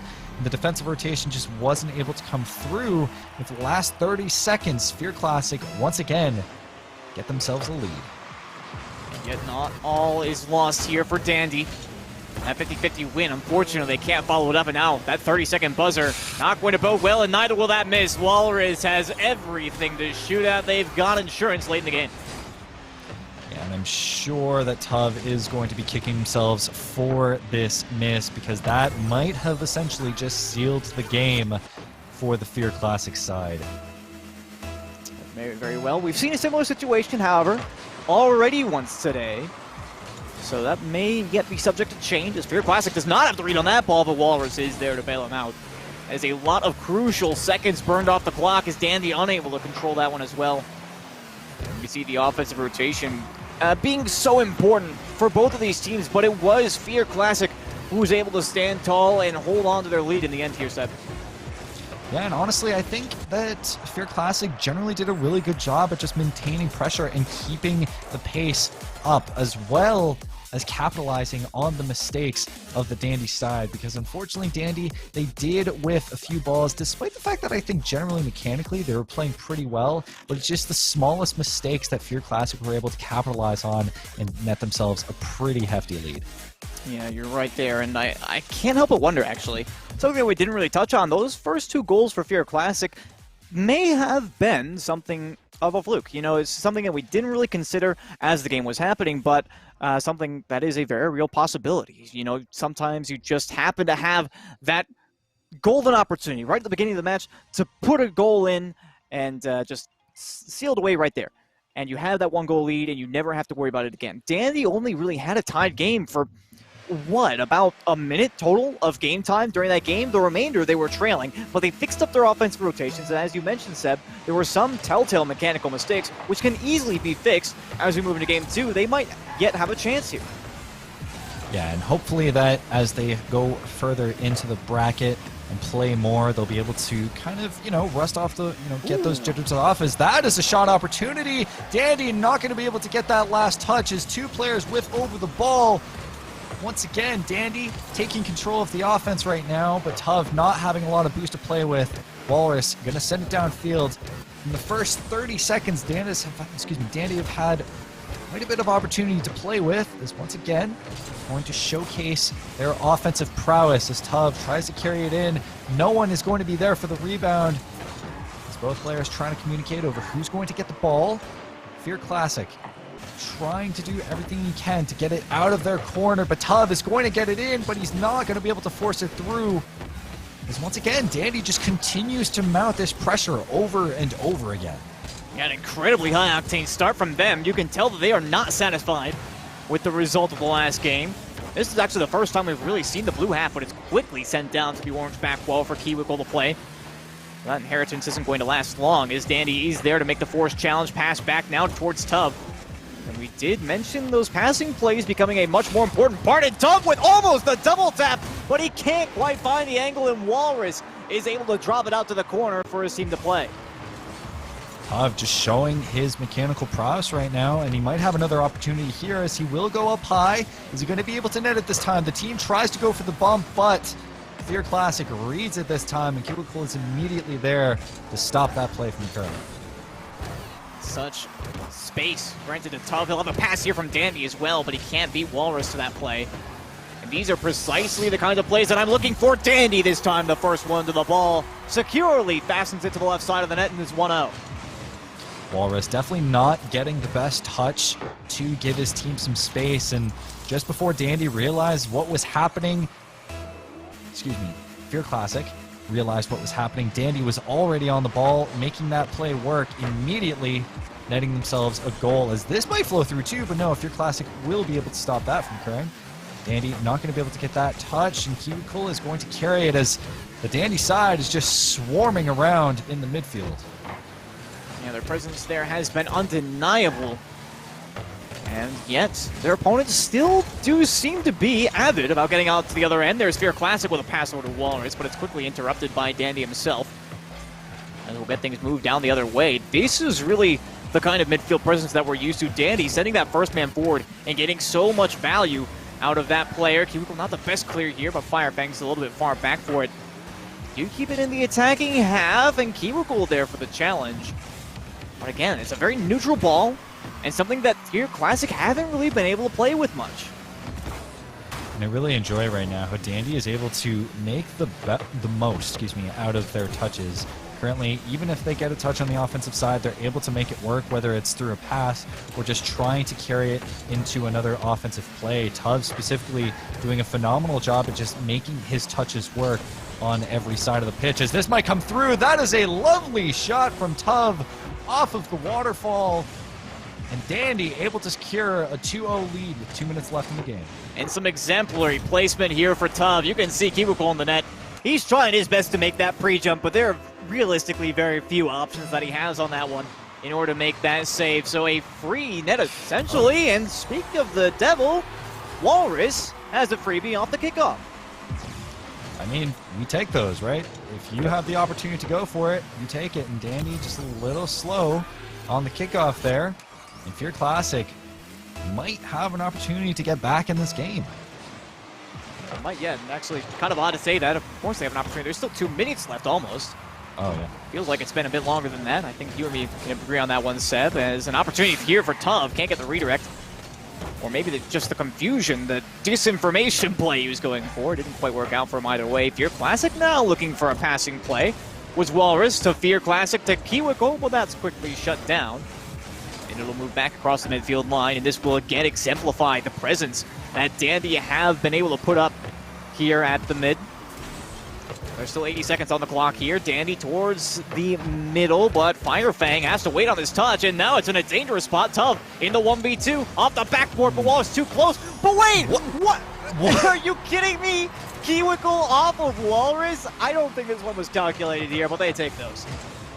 Yeah, I think I need to see that again. That was bounced off of Walrus, which I feel that if it just went through, Dandy might have gotten the save on that, but somehow Walrus was able to redirect it perfectly into the perfect placement for that shot and somehow made it work, and Fear Classic were able to tie up this game.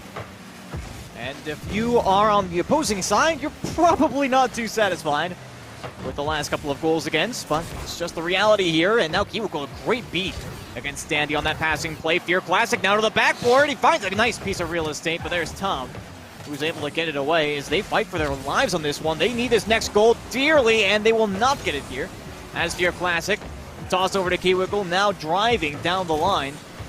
No forfeit possession here out in the corner, but at least it'll be enough time to reset for this defense as it slowly pushes downfield, but quickly turned that way actually here. 30 seconds now left on the clock. We're entering goal-in-goal territory. Tuv able to carry it down. This might go through, but Kiwiko just barely able to bounce it off the crossbar as he's going to pass it to Walrus, who's once again going to pass it to Kiwiko, but he's not able to convert on that shot. 10 seconds left. Dandy have the perfect opportunity here to secure this series as Firefang tries to force it through, set up a pass to a teammate. Dandy shot, but it'll hit the post, and we will be going to overtime. A close chance there, and they would have loved to have that particular shot. 0 seconds would have topped it off. No bump comes through, and Fear Classic's able to make the save here. Firefang gonna regret that one next morning. And he actually gets a double demo here, taken out for his troubles. Oh my goodness, that was almost an accidental team up. It's still out in front. Somebody's got to do something. Take the ball, please. Firefang does get the 50-50. That confusion does not bode well for me, Seb. I've never seen players be on their back foot like that as Walrus is able to take this game and force a Game 3. Phenomenal stuff from him. And it just seems that on defense, with overtime, Dandy just looked flat out confused. Yeah, Oh, excuse me, Fear Classic took the series.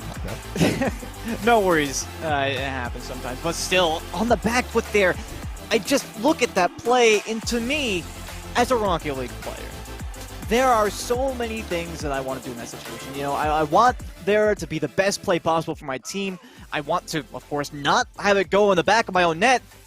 But more important than anything is at least making some sort of an impact on the play. You have got to move that ball. I don't care what way you're moving it, but just get it away from the goal line. You do not have the time to sit around there and think about it. And when the play did finally come around, it was not on their own terms. And that is the problem that I have with that particular play. So heartbreaking, in all honesty. We didn't get that Game 3 that we wanted. Seb, you and I are actually going to go ahead and swap out after this. But in any case, yeah, I just don't feel satisfied with that result for Dandy. They'll move on to 2-1, so they've still got a chance here in this qualifier, but definitely not the result that I think we were hoping for. And we want to bring Sleepy back into it just so we can get your thoughts on that and kind of guide the conversation. What in the world was that? I mean, so close yet again to a Game 3, but it feels like destiny so far in this evening to just have all the games be sweeps. I don't know what it is, but yeah. I mean, you got to give it to them. They played really well. I thought we were going to a Game 3. I thought it was happening. That overtime, I was like, all right, come on. This has got to be the one that goes to 3. But no, you know, they pull through. They stick to their guns. They keep the offensive going, and they're able to take the series. And, you know, you touched on it a little bit, Squid, here, but, you know, what did happen? What happened defensively to cause that collapse and, you know, seal the deal there in Game 2 overtime? I feel for me personally, I look at that play and I feel that They had the miscommunication because they really hadn't had that problem yet. They've been playing offense for basically the entirety of Game 2. You know, and of course they did get pushed to OT. They had those 2 goals against, but they were kind of happenstance. One just happened to be an open net off the kickoff, and the second was, you know, let's face it, not very calculated passing play between Walrus and Kiwiko, which was, granted, pretty freaking cool, but still nothing that you really would have anticipated. So those 2 goals against, you know, they're trying to brush them off. They're trying to play as much offense as they can, but at the end of the day, when they got forced on the defensive side, they were just in such that mindset of like, all right, we're on offense. We have a great rotation going on here. They forgot to keep that mental fortitude in their back pocket just in case they need to play the defense. And when they finally found themselves in that situation, they thought they had that coordination clearly, and you could see both the players that were in the net expecting their teammates to go for the ball. But that was kind of their downfall in that instance because nobody had that realization of like, hey, my teammate's not going to go for this ball. You know, somebody has to do something. Outside of that, I thought their defense was just fine. But it was that one tiny mistake that cost them the entire game. Yeah, and especially because if you're playing on the same team, I do not know if they're in voice chat or not, but you should be able to communicate with each other. Hey, I got the ball. I'm in the better position for it. I'm on the back post. I can actually hit the ball a bit further to give us some more room to play with. And it just seems like neither of them kind of got that. Maybe it was because they were it was overtime. You have a mental reset. And so they just somehow just weren't able to handle that kind of pressure. But unfortunately, it just seems as though the offense kind of hurt them. They were focused on offense for so much of the game. They're in the midfield for so much of the game. And right when they had the opportunity to maybe even knock it away, go in transition and score, they just collapsed, which is something you don't want to see, especially when we want to see a game 3. Yeah, and it's another case of another series, another 2-0 sweep. Squid and Seb, that's the end of y'all's night tonight, but it's not the end of the night in general. We still got more Rocket League action coming up. Hopefully, we do finally get one series, at least, come on, just one series tonight that goes all the way to Game 3. But we are going to take a quick break, get the next lobby set up, get the new talent in. Thank you so much, Seb and Squid, for your commentary tonight. And when we come back, more Rocket League action right here on Intel Inspires, presented by AVGL.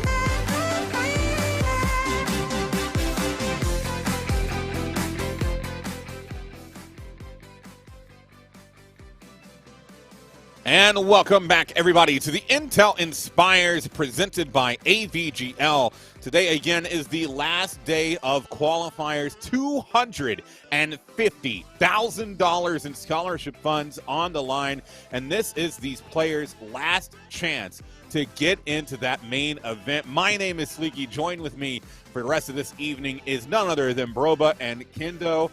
And again, last day of qualifiers. We've got a really good game coming up on the horizon. Kendo, you know, I want to start with you.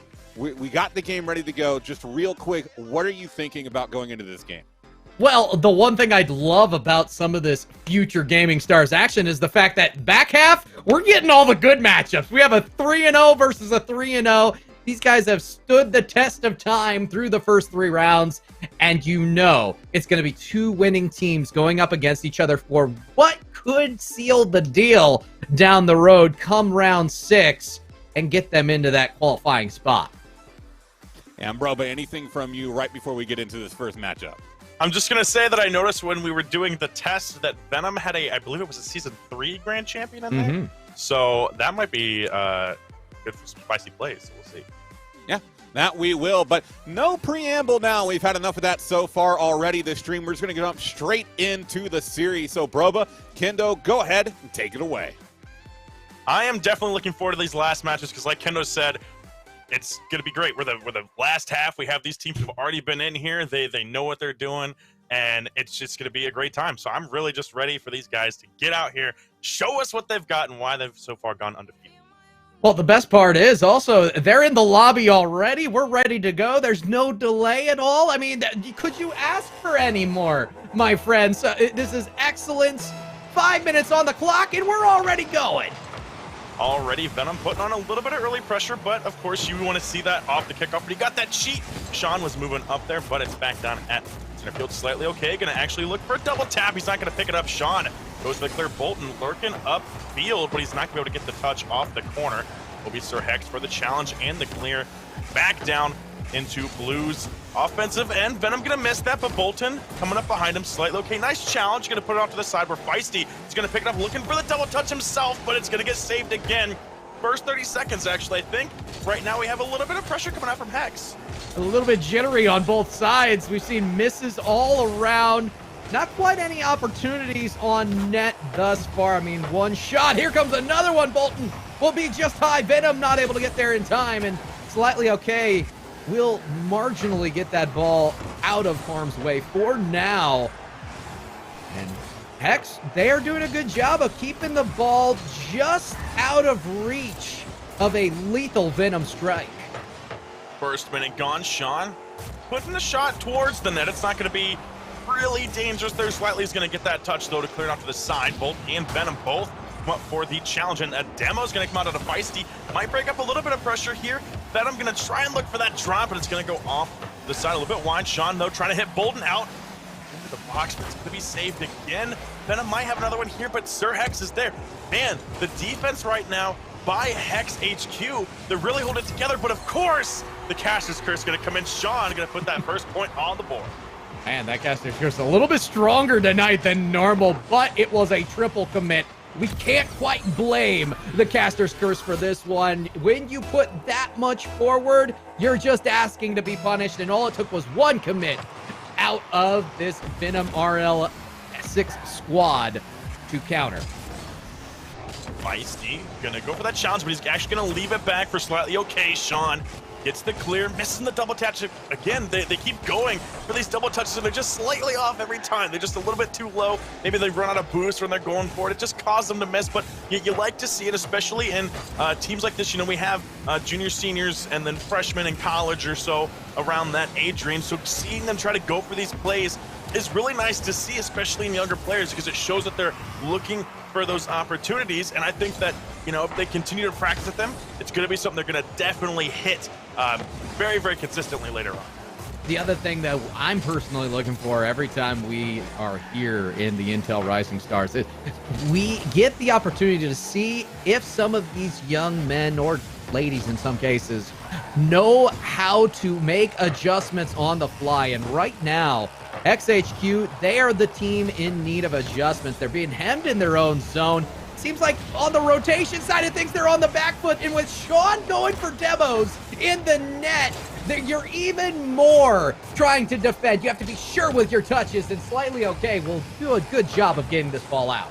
That's the second demo we've seen Venom get so far, and they might have another opportunity with a little bit of aggression coming out from the orange team. They almost had another goal. They're kind of taking advantage of the fact that they're just pushed up, but they're still in this offensive half. Sean gonna try and take this from the corner. He's got Bolton waiting out just outside the box. The pass gonna be a little bit too hot coming down. It was just that little bit too fast for his teammate to come up here, but now they're back on the defensive end. Venom will get this clear here.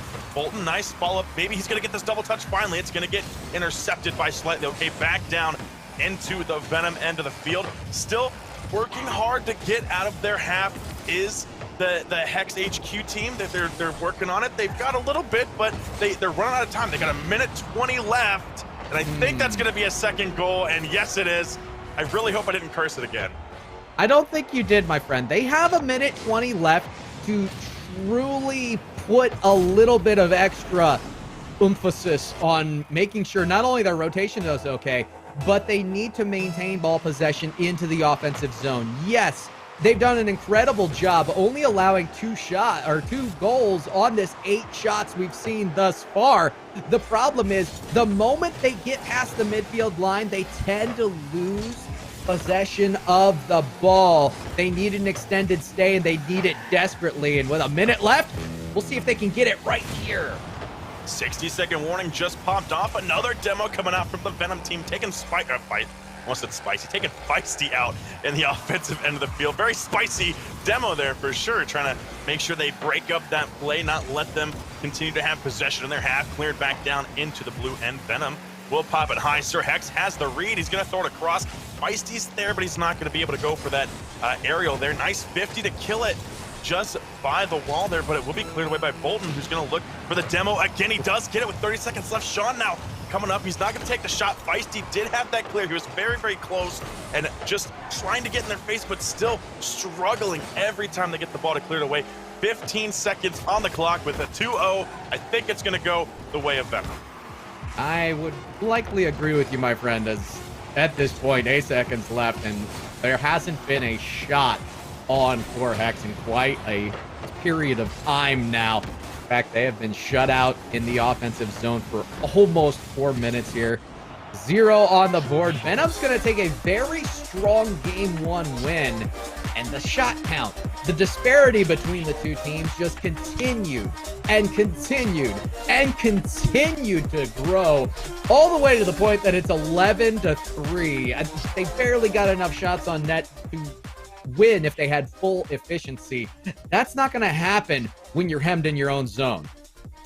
Yeah, and I think if you look at the scoreboard here, the team may be named after Venom, but it's really, I feel like, been Bolton who's been kind of the lead here. He's gotten a decent amount of demos. He's got the second most shots, and he's, the MVP, but that's really only because he's been, doing a little bit more, but only just barely edging out Venom from that. And I think we might want to look to him maybe to get those demos again to try and clear that net out and push his team into the offensive half, because I really like what I'm seeing from him. Hex on the other side of that coin, they're very, very, you were talking earlier about how they're struggling to get that possession. I think you're right. When they get down into the offensive half, they're losing it out, they're getting demoed. They got to be very mindful of their positioning on the field and where Venom is, because when those demos come out, they're going to look for those. You need to keep an ear out and listen for those teammates and make sure that you know where your teammates are, so you know that demo is for sure coming in. I will say this, I love the adjustments throughout the game by Venom, because not only were they noticing, hey, we have a dominant amount of pressure, they went in and they added additional pressure by introducing physicality into what they were doing offensively. If they can continue this, Hex is already under a lot of pressure. They're already the ones who need to make the adjustment. They might be able to squeeze out a win here in a pivotal game too.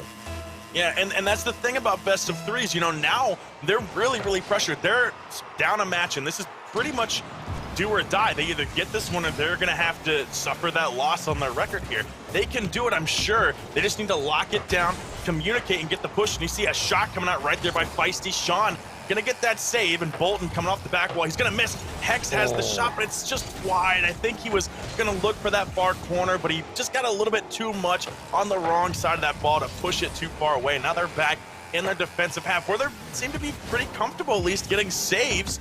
They just gotta watch when they're pushing forward that they don't do those triple commits when they're finally trying to get aggressive.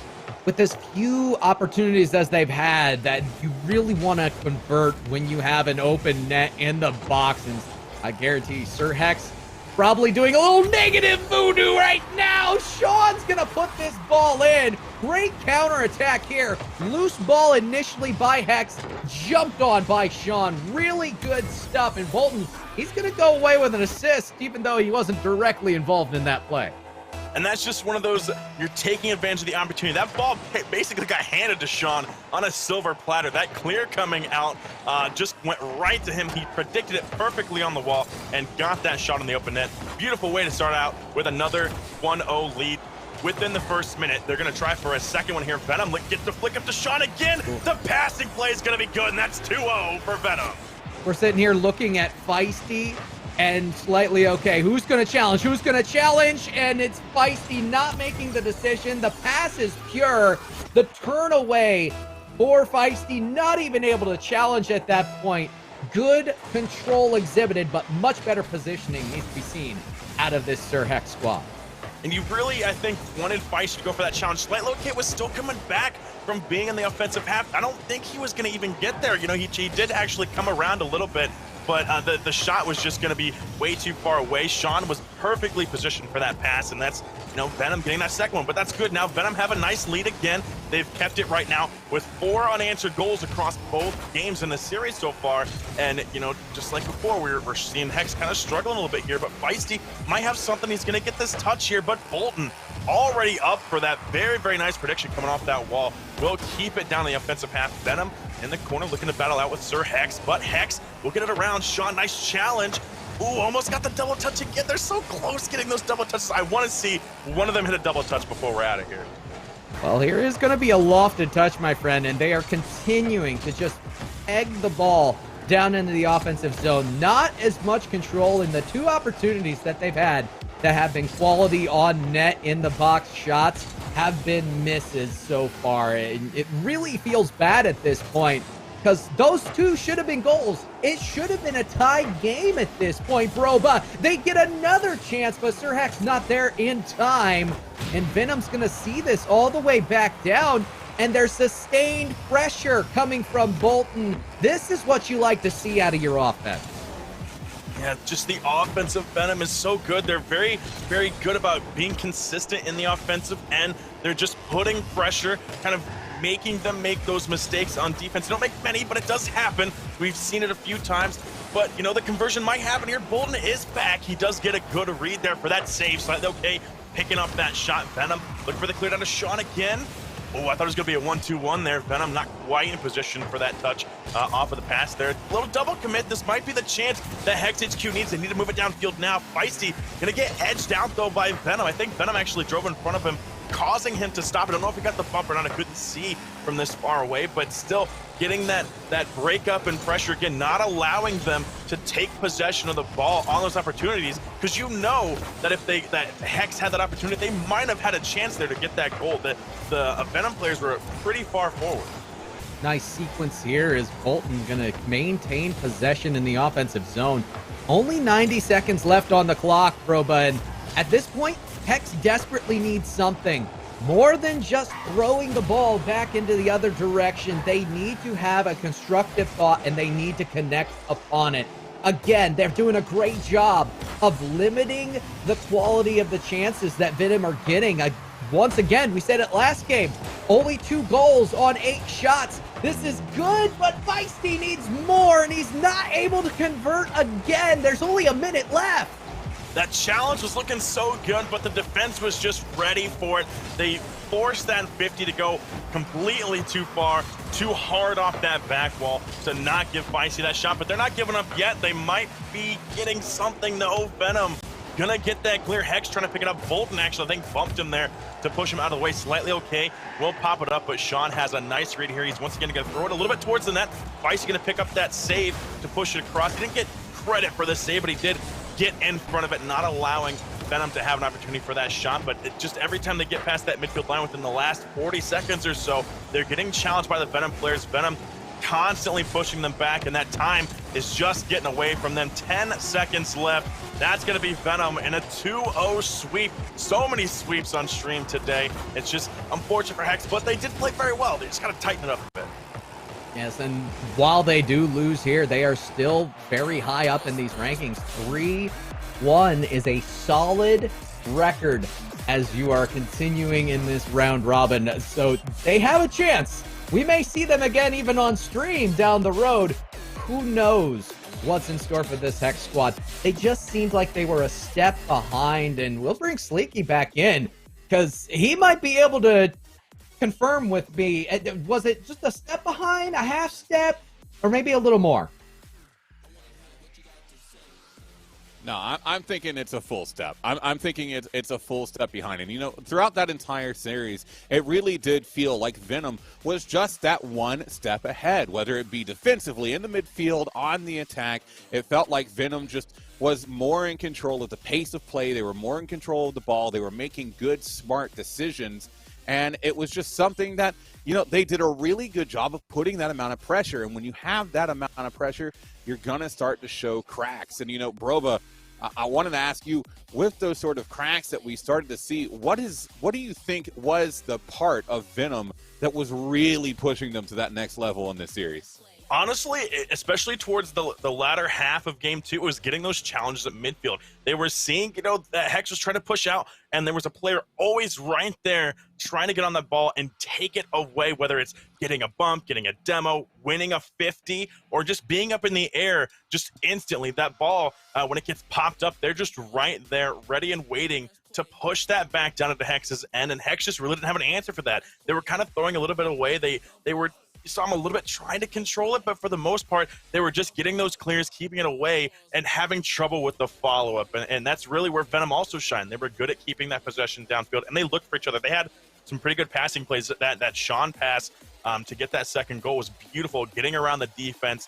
It's just something that Hex was lacking, and I think if they're going to be going forward, that's something they need to look at. They need to work on getting those passes and then keeping possession when they convert from defense to offense.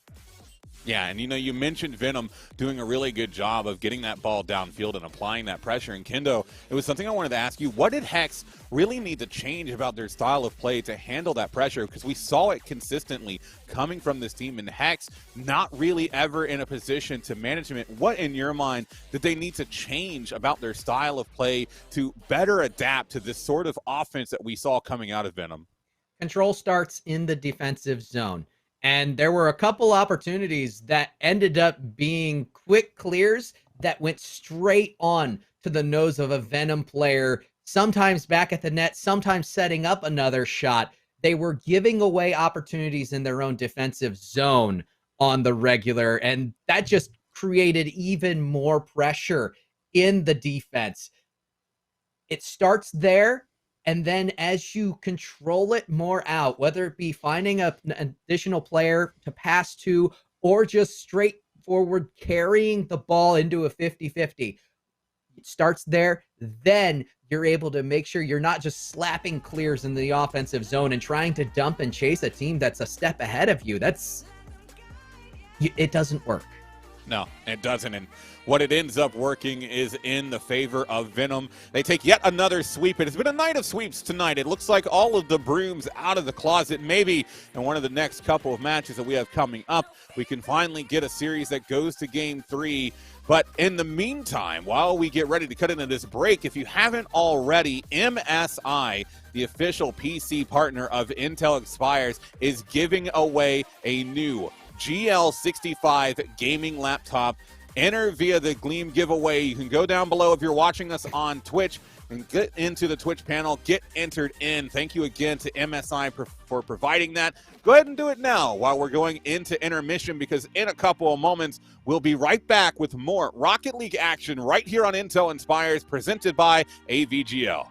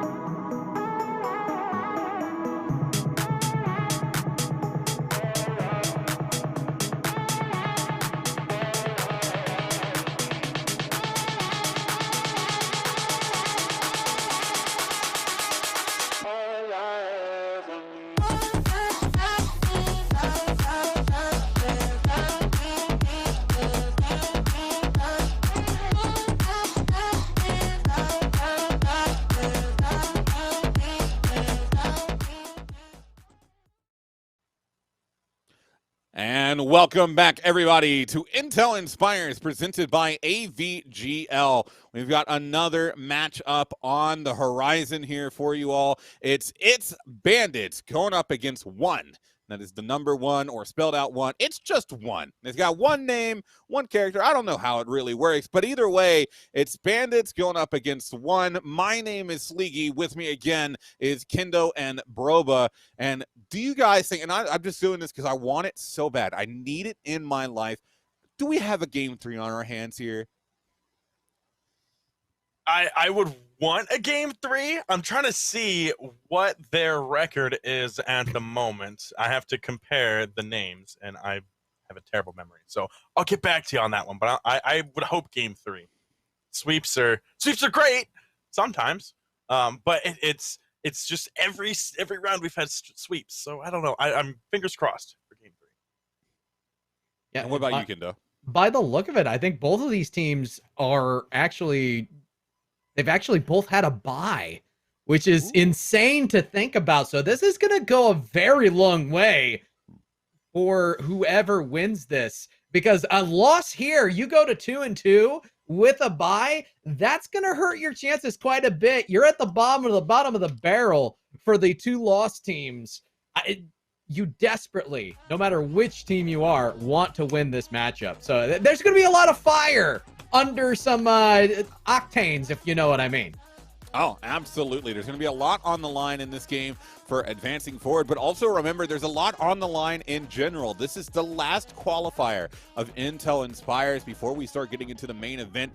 $250,000 of sponsorship, or not sponsorship, scholarship money on the line. And that is a lot to think about if you're these players who, this may be a really great opportunity for them if they're already a freshman in college, or if they're about to be in college to, get this sort of money to help them on their way through. And someone to help you on your way through as well, if you don't have the PC to play right now, is MSI, the official PC partner of Intel Inspires. You can enter in our Gleam giveaway for a chance to win a new GL65 gaming laptop. If you're watching us on Twitch, just go to the Twitch channel down below and make that happen. Thank you again for MSI. But as we get ready to launch into this game, we've seen, a lot of talk. It's always interesting with these sorts of tournaments with not really being super aware of the players and teams out there on the field. We've talked about defenses, offensive, team plays, solo plays, everything. And from what you guys have seen coming in, and Brobo, we'll start with you. What are the keys to success for these teams coming into such a critical game? Well, if we think about to the last series we just cast, one of the crucial things is being able to convert from defense to offense. Kendo talked about it a little bit there, but it's about making sure you keep that ball control as you're moving from one half to the other. If you're getting a save and you're trying to convert that, one, you got to be very mindful of where the enemy team is. You got to look to make sure you have a clear path, or if not, find a way to make a path. Either have a teammate go for a bump, or just be ready for a passing play, or to be ready to pick up that 50 challenge. And it's just keeping that ball possession as you go down. Hex struggled with that, so I want to see if these guys can do it. And I did look up the record. They're both 2-1 right now. My friend, I kind of mirrored that, but I focus more on that ball possession aspect of it. The temptation in almost every single facet of the game is, I gotta speed up. I have to go faster than my opponent. So much is lost when you allow yourself to lose control of the ball. Sometimes the best thing that you can do is be patient, slow yourself down, stay behind and keep a presence behind the ball, force a 50-50, and allow the rest of your team to move up around you. That was probably the biggest thing that we saw with Hex that they were doing wrong. They were just slapping possessions away, whether it was the offensive zone, whether it was the defensive zone. They allowed extra opportunities for their opponents, and that can happen to any team. It could have happened to the winning team on our last match very easily. My friend, you must control the ball, and the team that controls the ball better tends to be the team that gets more priority and more chances to win. Yeah, absolutely. Because, that team that's controlling the ball, they're also controlling the pace. They're the ones normally, speaking, applying that pressure. And what we've seen a lot so far in the series, I think, today is that pressure really crumbling the defenses of these teams. We're seeing them break rotation. We're seeing them run out of boost under the sustained attacking offense of some of these teams. And that's a really big deal, because especially when you're playing against players and teams that you're not as familiar with, being able to break their already probably not super well practiced rotations is a key to opening up those holes in the defense and being able to take advantage of them. And I think it's been a big part, and a lot of the reason why we've seen so many sweeps tonight is one side is able to figure out how to maintain that pressure, maintain that momentum, break apart those rotations, get in the face of the defense, and force them into a mistake. And then when they do, there's someone there quickly to just strike it through and get the goal. And it's been really impressive to watch. And I think one of the key factors in the whether or not we see a game 3 in this game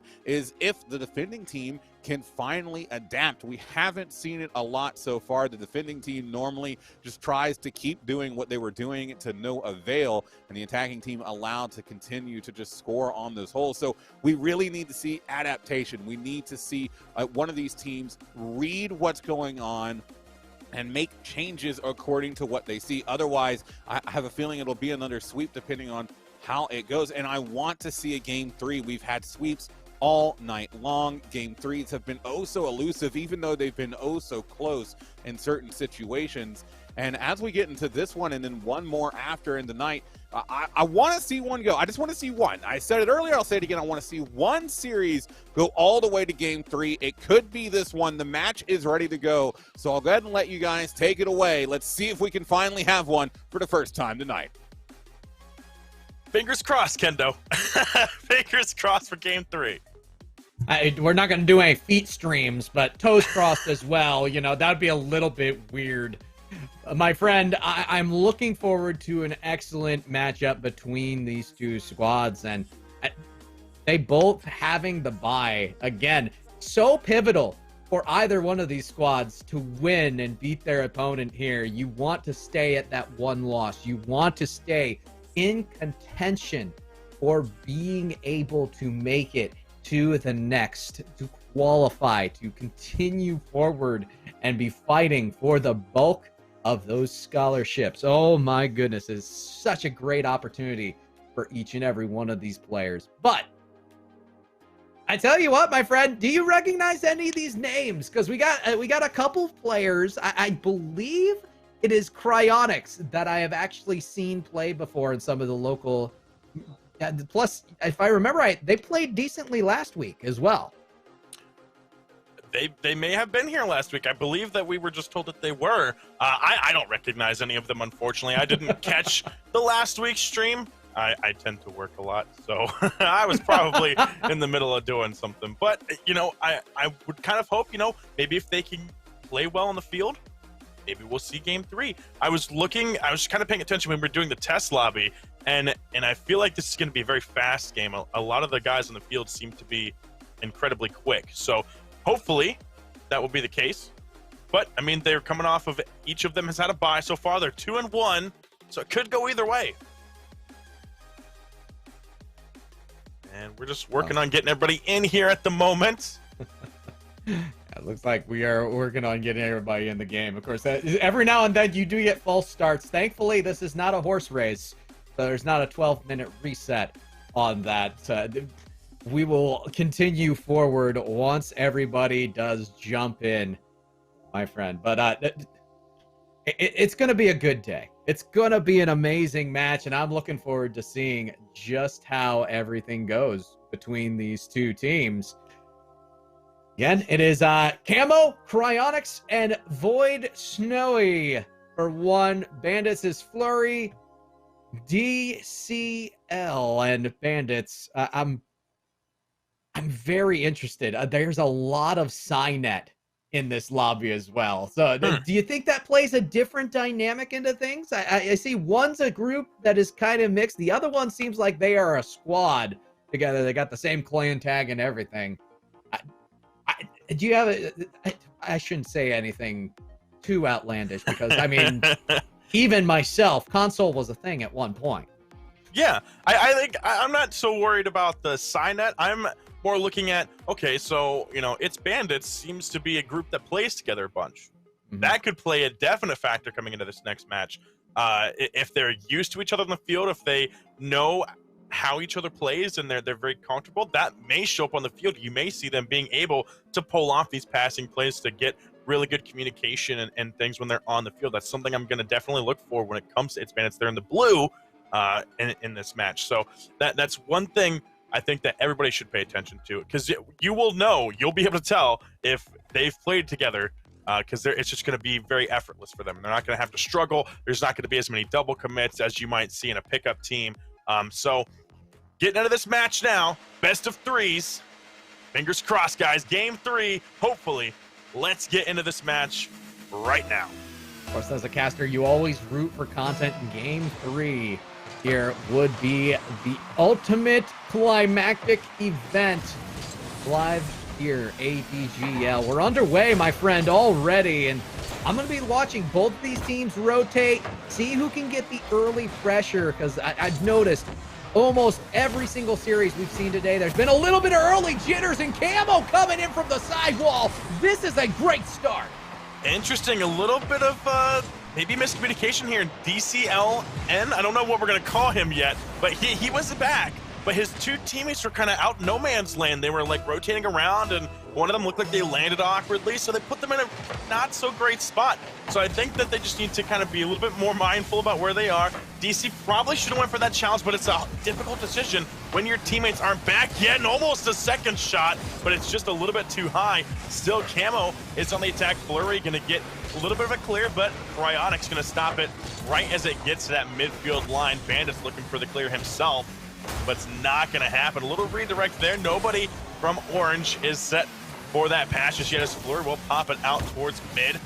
Void Snowy looking for the double tap, going to leave it for Camo. Another bounce shot. Nice. There we go. DCLN gets in front of that, gets that save, keeps it away from the net, and another one has to come in. So many shots right now being thrown onto the net by team number 1. I tell you what, we've seen really good progressive pressure out of one.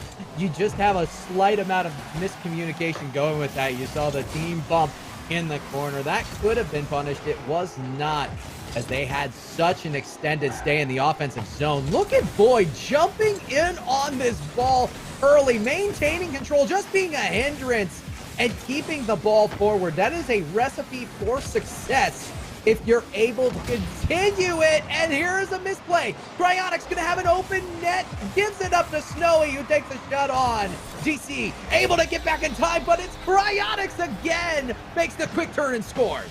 Wow, that was a pretty quick shot. Now, I was going to critique him there for going for boost instead of just going ahead and scoring that on the open net, but he did manage to pick it up, and that was a very quick shot, 56 miles an hour. Very nice power coming off the side, and realizing that even with those players in there, he had possession still within his grasp and was able to pull that shot off. Very nice, right and under the crossbar there. That's what you want to see. They're up by 2 right now. We'll see if they can pull this off. 3 minutes left. Snowy going to get the clear here. He's going to look for this follow-up. We'll pick up that boost. Cryonics lurking outside the box. He will crash the net, and that's 3. And what needs to happen right now for It's Bandits? They desperately need to get a little more initiation on their defensive touches. Nobody really there to challenge.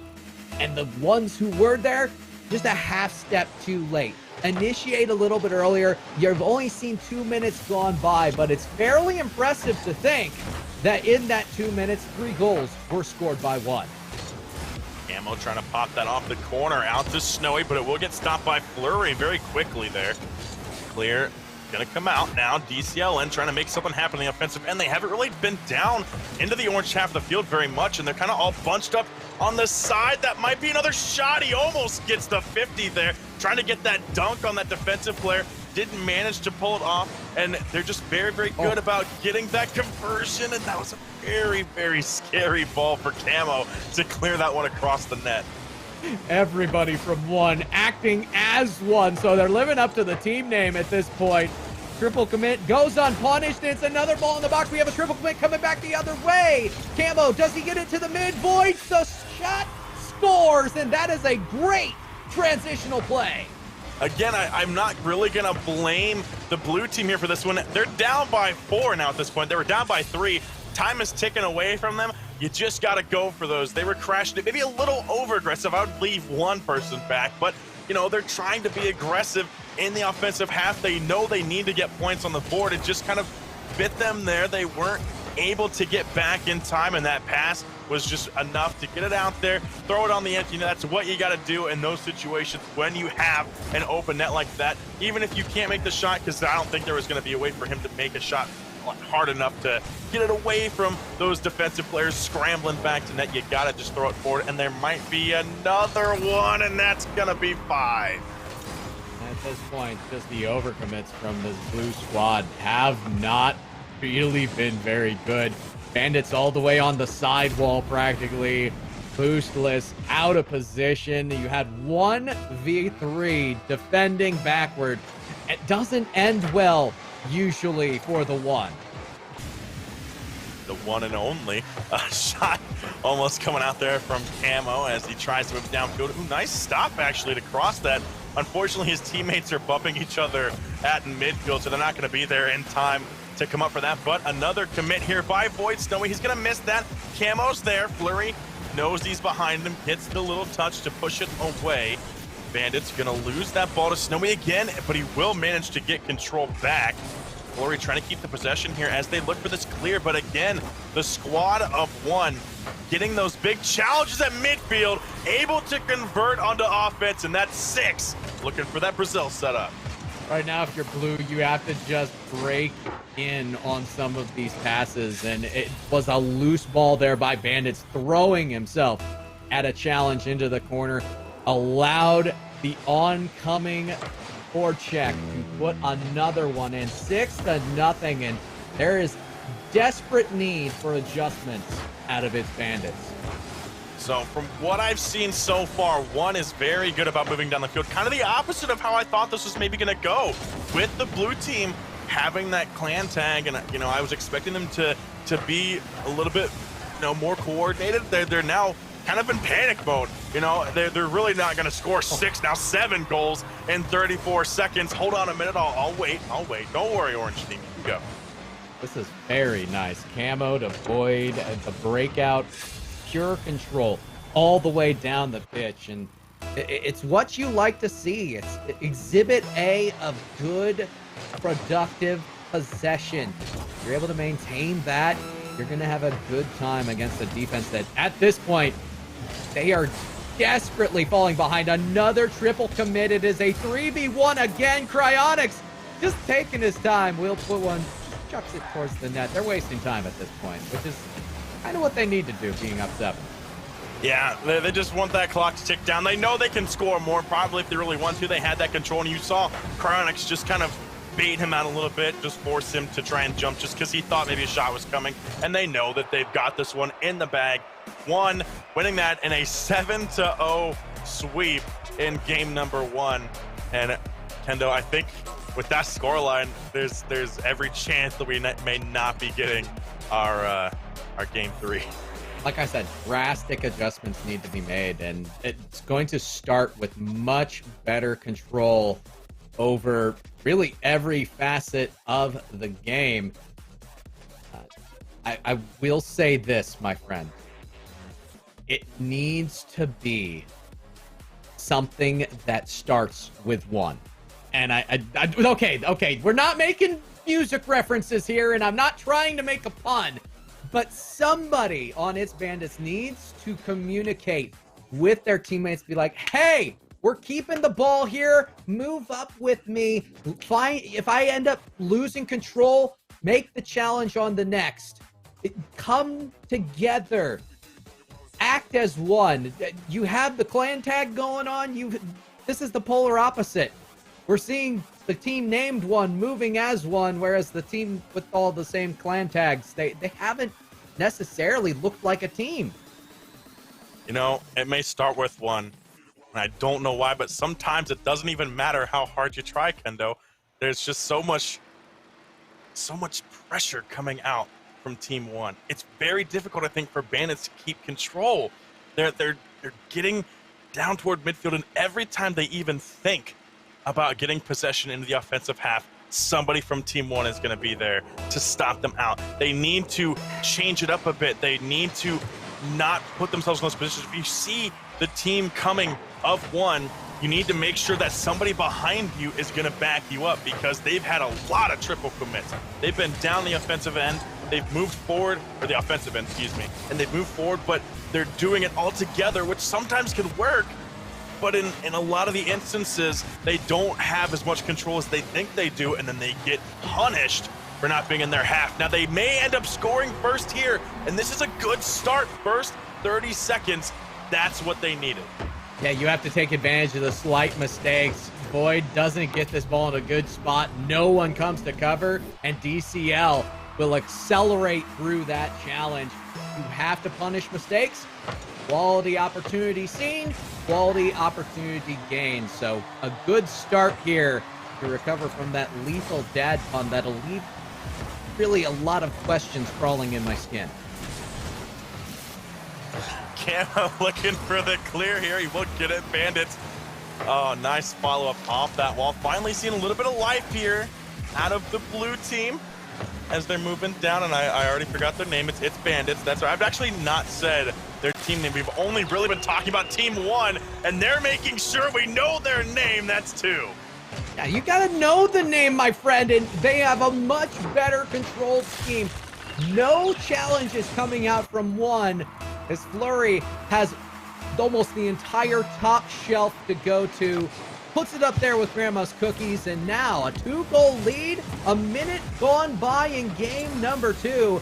Not so fast, my friend. We may just see more action than we bargained for. I was kind of pouring all of my Caster Curse energy into saying that we weren't having a game 3, so I'm hoping that helped a little bit here to have these guys finally get that 2-goal lead right now. Bandits looking to try and make it 3. He's going to look for the touch, but he's going to miss. Nice challenge there by DC, but it's going to be up to Flurry now to try and get it past Cryonics, who's not going to be able to pull that off. The bump's coming out in front of the blue net, but Flurry has the big clear here. He loses possession. That was an interesting push. I'm not quite sure what the thought process was there. And now everybody's too far forward, and that's an open net. It is, my friend, and they are going to continue this one forward. My goodness, Camo. All day and an open net. You love to see it, but again, if you are it's Bandits, you need to stop stealing these opportunities from yourself by committing so hard as a unit into the offensive zone. You miss out on the chance to really put pressure in the score line on your opponent when you give away chances like that. Oh, here's the chance, though. So close. The defensive Camo is ready. No, is that going to be the tie? Oh, that's 2-2 now. 1 going to pick up another goal here to tie it up. Just another case of being a little bit too far forward. Then you're just throwing yourselves at a challenge. If you're the last man back, shadow a little bit. You got to make sure that you stay between the ball and the goal, even if it means putting yourself in an inopportune position, even if it means you have to be a little more uncomfortable. Yes, I know you want to keep forward momentum. You throwing yourself at a challenge can be a good thing, but save that for when you're the first person in, because then you have the opportunity to go and steal boost and know both of your teammates are supporting you. Yeah, I fully agree with you there. And, Oh, they were, no. oh no. I'm just going to talk about, doesn't matter. It's Camo putting another one in for 1. We haven't even passed the 2-minute mark yet. That's 3 goals, I think, in less than a minute. Yeah, this is rough at this point, and for Camo, I mean, 1 has completely revamped this entire game. Granted, it's been a lot of this blue squad putting disadvantage on themselves. Again, another double commit. I saw a pass all the way across Proba. They could work together, and instead they just are getting these segment efforts of what could truly be a team on fire. Here is a chance, though. Bandits with the shot on another double commit. Flurry could have put that away. So close. DC scrambling to save that one as he was the furthest man back. He had to work to get up there, use a lot of boost to throw that one too high, and plus he had all the one players behind him chasing him down, trying to get into a position to put a fourth one away. This is a nice pass here. Boyd gonna miss that. It will bar down and away. The defense of its Bandits looking to get a clear into the corner. Camo flip stalls that towards the box, and he actually beats out his own teammate. Doesn't matter, they did have a man back. Snowy picking up possession here, going for an upper 90 shot to put away a fourth one. Look at the boost for this blue squad. They just don't have it. They're utilizing it too much, and then everybody is not moving in a proper rotation. And they've gone from being up two to completely falling apart, and it's devastating for a fan of this squad if you're watching, because you started out looking so good, and now you've just been exposed over and over and over again. Another double commit finds Camo on the back end here, and oh my. He had so much time to go for that shot, put it on target on an open net. I think this really goes back to that 2v1 or 2-to-1 situation where before all of these goals were scored, Bandits were still in the lead 2-1, and Fleury abandons that ball in the offensive end to go for a boost. If he hadn't done that, if he had just stayed with it, went for a 50 just to keep them on the back end, it may have helped a little bit, but it then put his teammates in an awkward spot, and then we had that tie goal. In those situations, you want to try to maintain possession. He didn't even have any teammates near him to go for that, so it's just an unfortunate choice to go for that boost over the ball. You want to kind of train yourself to not always go for those hundreds. I see this time and time again from a lot of players where they'll just go for hundreds and they leave all of that real estate in the middle of the pitch. There's boost pads everywhere. If you run through a couple, you'll get 24, 36 boosts, and that's enough to do a decent amount of stuff with. You can go for a short aerial, you can go for a fast play, a fast break, something, but abandoning to go for that 100 boost is not a choice that I will ever say is a good one. You have to be very mindful of where those boosts are, and you can see here what happens when you choose boost over ball, and that's a 5-2. The timeless argument is boost or ball. And the fact is, Broba, it's neither. It's positioning. You sometimes don't even get the opportunity to go for the boost or the ball. You have to stay in a shadowed position in order to maintain a presence on a given play. So, for one, they did an amazing job of utilizing teamwork, working together, finding the mistakes and punishing them. For its Bandits, it's back to the drawing board because you threw a lot at both offense and defense, and you put yourself on so many odd man rushes back the other way. It was rough. Very, very rough for this team in blue. It's kind of back to the drawing board. Sleeky, welcome back. Yeah, and it's good to be back, but man, another series, another sweep. I have a feeling that we may end the night like this. We got one more opportunity, one more game after this. But it just felt, especially in that second game, the first game, I was like, oh no, this is going to be a sweep 7-0.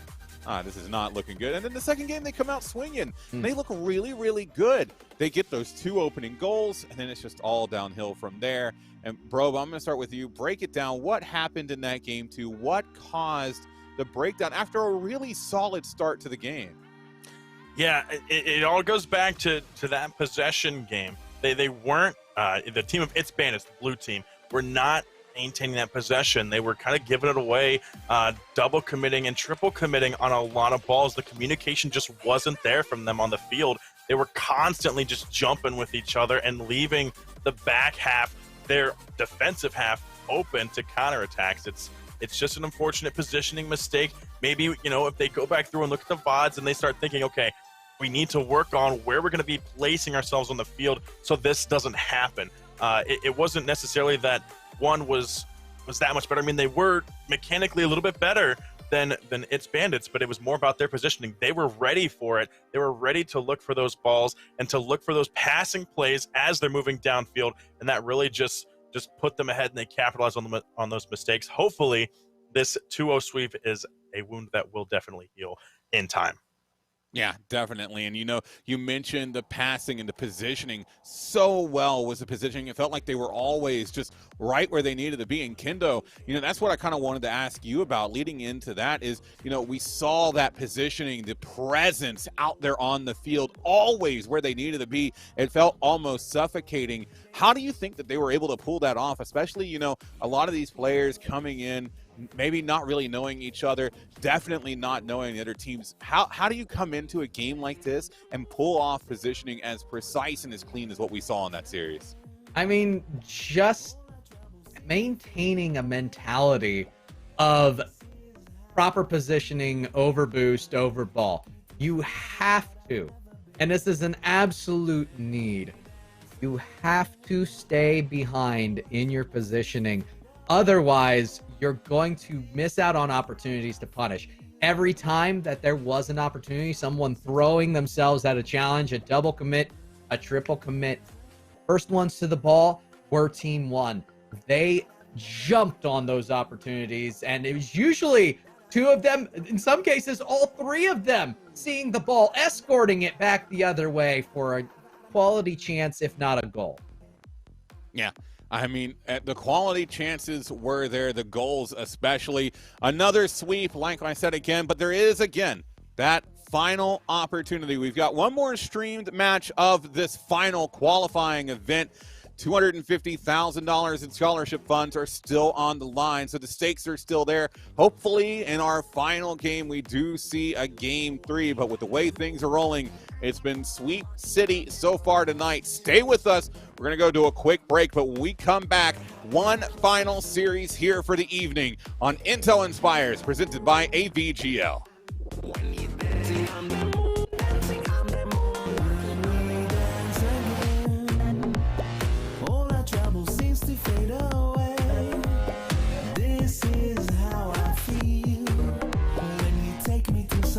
That I've never been. When we dance again, all our trouble seems to fade away. This is how I feel. When you take me to some places that I've never been. That I've never been.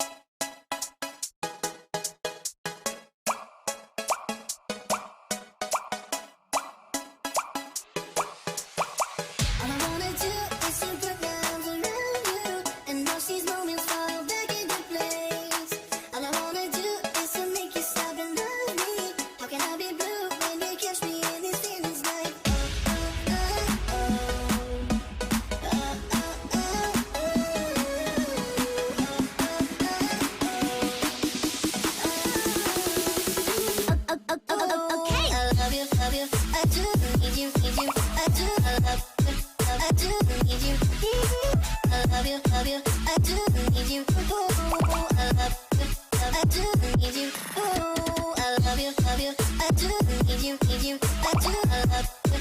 I do need you. I love you, love you. I do need you. Ooh, I love you. I do need you.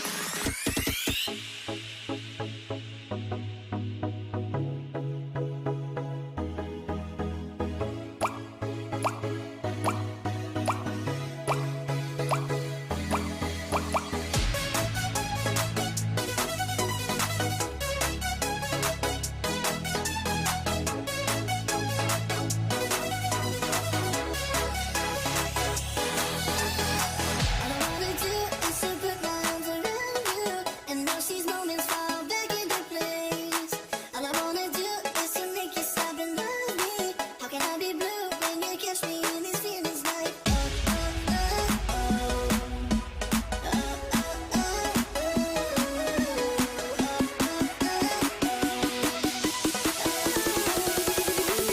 okay. I love you, love you. I do, I need you, need you. I do, I love you, love. I do, I need you. I love you, love you. I do, I need you. Ooh, I love you, love. I do, I need you. Ooh, I love you, love you. I do, need you, need you. I do, I love you, love. I do, need you. I love you, love you. I do, need you. Ooh, I love you, love. I do, need you.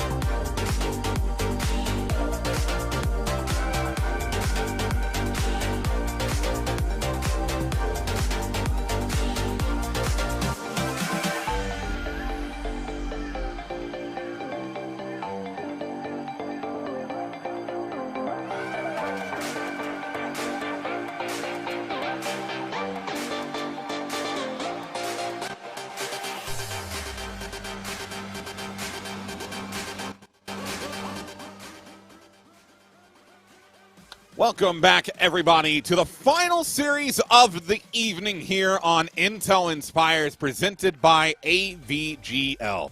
We've had a lot of games so far tonight, a lot of sweeps so far tonight as well. We're looking for our one and only, our Prince in Shining Armor, the Game 3. He needs to come and save us from the sweeps, but we've got to see if it gets to that. My name is Leaky. Join with me for the final game of the night here is Broba and Kendo. And real quick, before we start talking about this match, do not forget that MSI is the official PC partner of Intel Inspires. And right now, we've got a Gleam giveaway going on for your chance to win a brand new GL65 gaming laptop. So if you're watching us on Twitch right now, go down to the Twitch channel below the stream window and get entered. If you're not, or twitch.tv/AVGL, get yourself entered. And thank you again to MSI for partnering with Intel Inspires and being that official PC partner. But what we're going to do is officially partner ourselves with some analytics of how we think this final game is going to go. And Kendo, I will start to you. What are the keys for success going into this final series of the evening? Well, the fun part is we've seen both of these teams so far on stream. And I think the ball is going to be in the court of Fear Classic. Fear Classic did a very good job of keeping up with their opponent. They're going to have to take it to the next level, though, to beat an Avion squad, which really, they didn't struggle as much with control as we've seen some of the previous squads struggle. I don't think this is going to be a battle for, you know, who can out-control one or the other, who's going to throw themselves at more challenges. I feel like this might be the, you called it a Prince in Shining Armor. I feel that's kind of weird, but this might be the series that goes the distance. Broba, what do you think? I tend to agree. These guys are 4-1 for each. They've only dropped one, and I think that one is the bye matches, what I'm thinking, because the other teams have said they were undefeated. The team one who won last time said they're undefeated. So I'm assuming that one game that they lost was their bye match. So these are both undefeated teams coming into this one.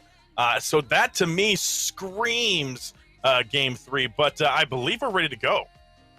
Yeah, I think we are as well. We saw both of these teams play earlier this evening. It's Fear Classic going up against Avion. Again, final game of the night, final qualifier of Intel expires at $250,000 in sponsorship prizing looming overhead. Broba, Kendo, take us into our last series of the evening. Well, final match, Kendo. I wholeheartedly think now that this is the one. And we're going to be seeing game 3. We said it last time, but I mean it this time. That's it. We're going to do it. Yes, my friend. And I'm looking forward to seeing how this match works out. I do feel like we have two evenly matched teams. And that's something that, especially through the qualifying process and through the first 3 rounds, you kind of expect a little bit of a bad matchup here or there. You might end up with a team that's full of GCs up against a team that is here testing their mettle straight out of the Diamond realm. But, my friend, this is where it all comes together. This final round, 4-1, 4-1, win, and most likely you're in. Lose, and well, I guess you don't have an opportunity to try again. So, feels bad, man. But these two teams, they're eager. They are ready. Fear Classic, Avion. We're going to get underway right now, my friend. Yes, this is going to be it. Both these teams, I believe, also won on stream. Well, if they're undefeated, they obviously would have had to win on stream. Roba. Don't worry, I know how series scores work, I promise. But hey, we are in like Flynn. Stanley going to come off the corner here, looking for a clear, quick, oh boy, that's going to be messing me up. Fear Classic trying to get that bottom corner. Walrus falling from the sky, but he's not going to be able to get there in time.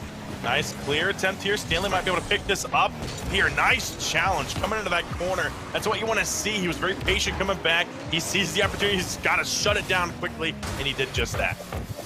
Both teams coming out with very good speed. We're seeing extreme control in aerial circumstances. What a touch there by Kiwi. Walrus unable to convert, and it's quickly back the other way. A missed opportunity, but a sigh of relief coming out from the boys in orange, and Avion are going to take full advantage of this man advantage.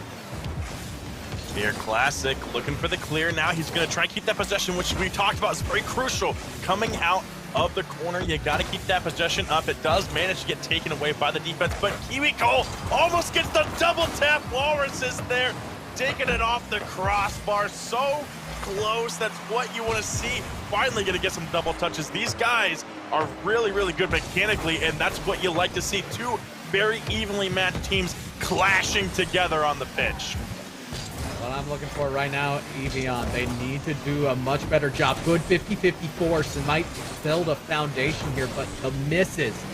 Double commit coming out. It's going to be a 2v1. Stanley, last man back, is not needed as that ball will fly high. And the missed opportunities for Fear Classic, they're adding up. They have 5 shots now, 6 on net. Just has not come to full fruit. Ooh, Youngblood will get it clear to Stanley, who was backwards, but you see, you like the effort there that he does pop it high. Kiwi Cole, though, will beat the... Wow. I just had to stop there. That was a beautiful redirect by Fear Classic.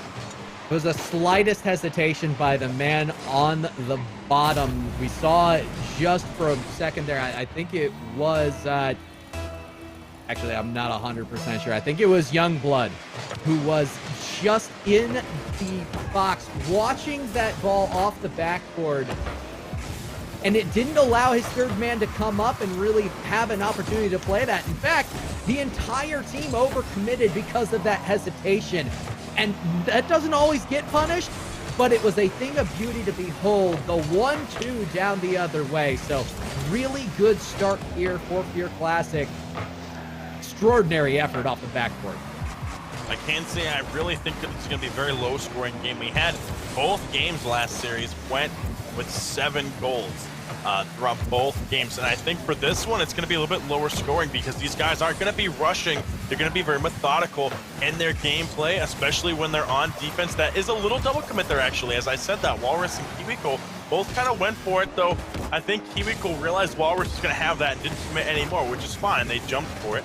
Didn't hurt them any at all, and it did give them some ball possession as they went down, but now they're back in their defensive half. Walrus gonna actually get challenged by 2 players here. Fear Classic gonna manage to get that clear away, but it's back again into their half. Stanley threw it up to a waiting Avion into that corner. The redirect, I think. I don't know if that was a redirect or not. It looked like it hit Avion, but the defense managed to just stop it out, but that was almost, I think, gonna be a spicy play. I think bigger than the shot on or the slight redirect that may or may not have been missed was the fact that they had a much longer extended stay in the offensive zone. They're getting used to the pace that Fear Classic has put on, and the 2 shots in the last minute is evidence that this Avion team not going away anytime soon. They're corralling their defenses, and Avion just able to keep that to the side. What a save. Again, that patience, that adapting to the play, putting him in the perfect position to save that.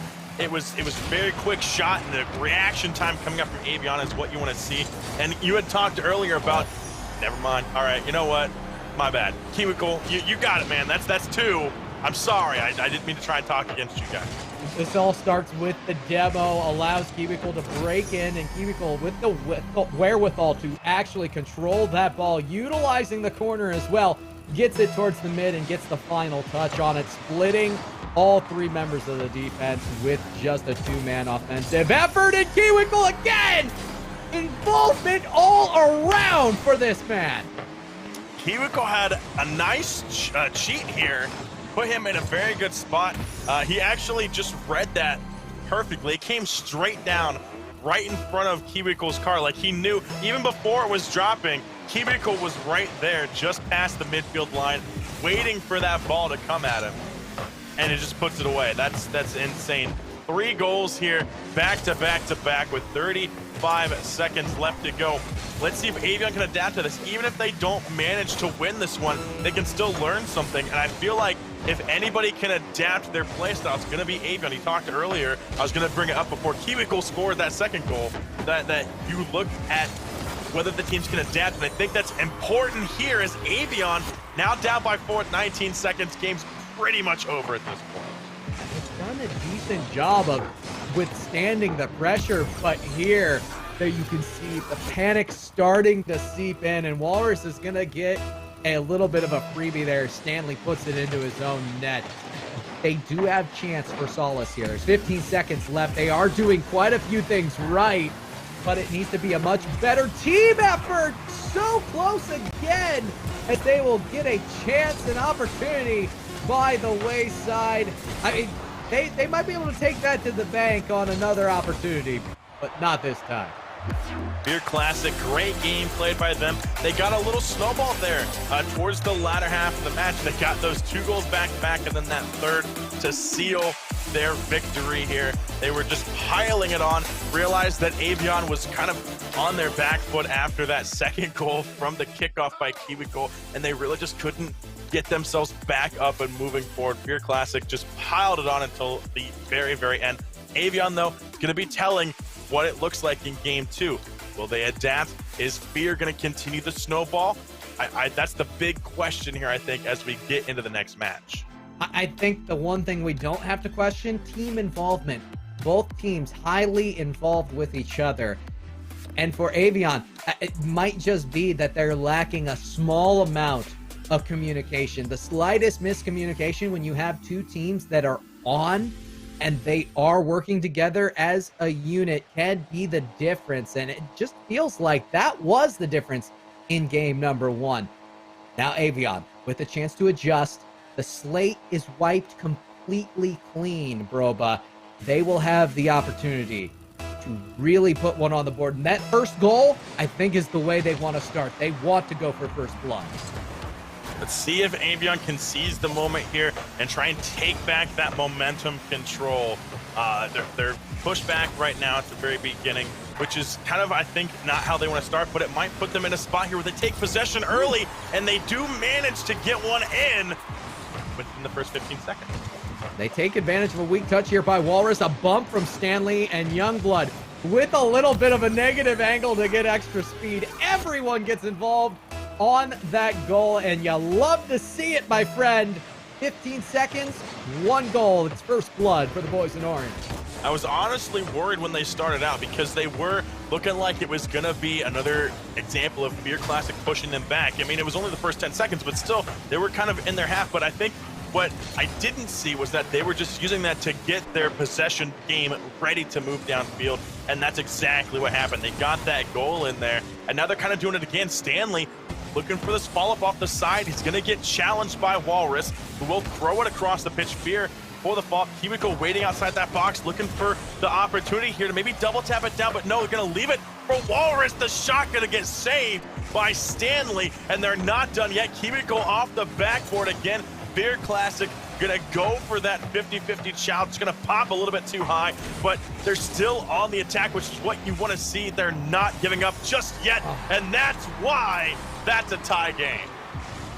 Being up on the scoreboard is always a very good thing, but you cannot become complacent in it. Stanley maybe a little bit too slow to that ball, but I really felt like it was Avion who needed to go up the wall. Even if you don't have enough boost to really feel comfortable with a challenge, his presence up there would have done a lot better than just staying stationary in the middle of the net. Ooh, big demos coming out from Beer Classic. They take out Youngblood, giving them possession back into the offensive half of the field, but the clear will come out. Now let's see if they can do anything with it. Beer Classic going to put that to the side. Avion does have the fall up. Youngblood was actually committing on that as well. Little double commit, but Stanley rotating back was on defense. Beer puts it past him, giving opportunity here for Walrus to come up and maybe put it in a little bit of a dangerous spot. Stanley keeps control, but again, those challenges coming out, it gives Kimiko, I keep trying to say Quickle, because the names are just messing with me here. But oh, that's an open field. Stanley is gonna have it in. Kimiko looking for the team play here, bumps it towards Sphere Classic, is completely out of boost. Would have been best just to get out at that point, because it gave Stanley a walk in the park all the way back, although that looked a little more like a quick jog, because Kimiko was coming. That's a little dangerous ball. Stanley was kind of waiting. Obviously not a lot of boost there for that push, but still, you got to take possession, and they did. Walrus not going to be able to get this clear here. Stanley from the corner. Fear, nice hit. Only have Youngblood in the back now to deal with as Stanley rotates to grab some boost. Kimiko has Walrus lurking outside the box. He's not going to go for that shot, though. Sees Avion there. Pretty wise of him not to go for that. He's very patient on that one. If he committed, it might not have been good. He was kind of the last one back. They were kind of in a three-stack moving forward across the offensive line there. You don't want to overcommit on that, especially in a halftime situation right now where you're only down by one. You don't want to increase that to 2 or 3 or a tie game even. So they're trying to get some possession here, but it's a little slow now because I think Avion has adapted a little bit. Yeah, they have done a really good job of adapting. If you are this Sphere Classic squad, you want to work on shorter passes. They've done a lot of good forward thinking, but the passes just seem a little too lengthy. They're easy to intercept, and that is exactly what Avion's done so much better here, as the flick will not get up and over. Good midfield pressure coming out, though, from Avion, and if they just continue that, get the offensive chances that they're already getting, I really feel like we may be on our way to the promised land here in game number 2. The nice bicycle save by Kimiko to keep that ball from going in and getting it to 3 now, but they need to convert back on offense. Avion has been very, very good about just applying that pressure over and over again. It's been a while since we've been in the orange half of the field. I want to say at least a minute, and that's not going to help them any, as a third goal going to be put in here. There's still some time left, though. Let's not count them out just yet. Quick touch there by Fear Classic, immediately jumped on by Avion, and it ended up being towards the end. You saw a lot of the Fear Classic squad just, they were there. They didn't necessarily have any movement towards the ball. The weak touch comes out from the backboard. You need to do more with it. Be more proactive in your back check in order to stay behind those opportunities and really hinder the offensive presence of a team like Avion. Minute warning having just come out now. Still in the lead as a 3-1. The demo on the Fear Classic. Going to try and break up some of the offensive pressure of Fear Classic team. But the fight going on at midfield right now might be going Fear Classic's way. He's going to put it off the backboard. Kimiko is there. Very nice patience. Again, Kimiko waiting for that. Knows where it's coming. Going to put a second goal in. Kimiko has been involved in every goal but one in this series. And I think with this 38 seconds left, that is the person you want to get involved into the next play if you are the boys in blue. There are 38 seconds left. We'll see what happens, though. Kimiko going for that challenge there. It's going to be popped out towards Youngblood, who will kind of whiff the opportunity, but no! They're trying to shut the window on that comeback. Stanley throwing one in. Again, no proactive touches, and then the clear is so weak. Fear Classic pretty much passed that ball for the one-timer into the net. You have to do so much better than that. Staying behind the presence of your clears. Oh, man. There's still 20 seconds left. I mean, they could potentially score 2, but it's going to be difficult. Avion has been very good about stopping Fear Classic every time they get over that midfield line. And with that time ticking down, we're finally going to get our game 3, Kendo. I mean, maybe. Maybe? Maybe. Come on. Yeah, I'm joking. It's That's out of the what I realm of thought. possibility now. Avion will take the win, and we finally have reached the promised land, Broba. A game 3 for everyone's... Okay. I'm sorry. I think I broke Kendo. I didn't mean to interrupt you, Kendo. You said promised land, and I had to sing. I had to... Oh! It just happened. I'm sorry. We're game 3 now, though, guys. Game 3. Beautiful. And this is exactly what we wanted to see. Avion adapted and overcame. It's beautiful to see in action. Yeah, it was a really good job. They took advantage of mistakes by Fear Classic as well. Fear Classic desperately need to adjust when they are on the defensive back foot, because multiple times they found themselves in instances where they put the ball right into the box for an oncoming Avion goal or Avion shooter. It happened, as a matter of fact, twice, and both times were converted upon. You don't turn the ball over like that, you're looking at a tied game. We're in an extremely close overtime. Limit the mistakes, you're going to still be in this. Now, I'm going to look to see if Fear Classic pulls off, a very quick goal, very quick overtime, or not overtime, very quick kickoff goal. That's the word I was looking for, kickoff goal. They've done it a couple times. They've scored very, very quickly. They've been on the ball, but, that's going to be telling, I think, whether or not they're going to be able to keep that momentum, try and shift it again back into their favor, because Avion really had so much pressure. They were just constantly pushing Fear Classic up against their back wall, which allowed them to score so many goals and to finally get that lead in game 2. And this is, again, a do-or-die situation. Both these teams undefeated. They both have potential to take this one. It's going to be who utilizes their positioning on the field, as Kiwiko going to demo Youngblood and take possession of the ball away. Person of interest, of course, is going to be Kiwiko as we follow with them for a moment. But involvement in all but one goal for their team is extremely... that's incredible, if you ask me. So we can definitely see a solid player in Kiwiko for this Fear Classic squad.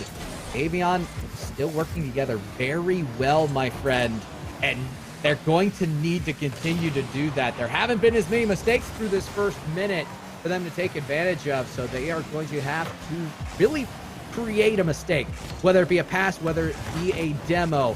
They have to do something different.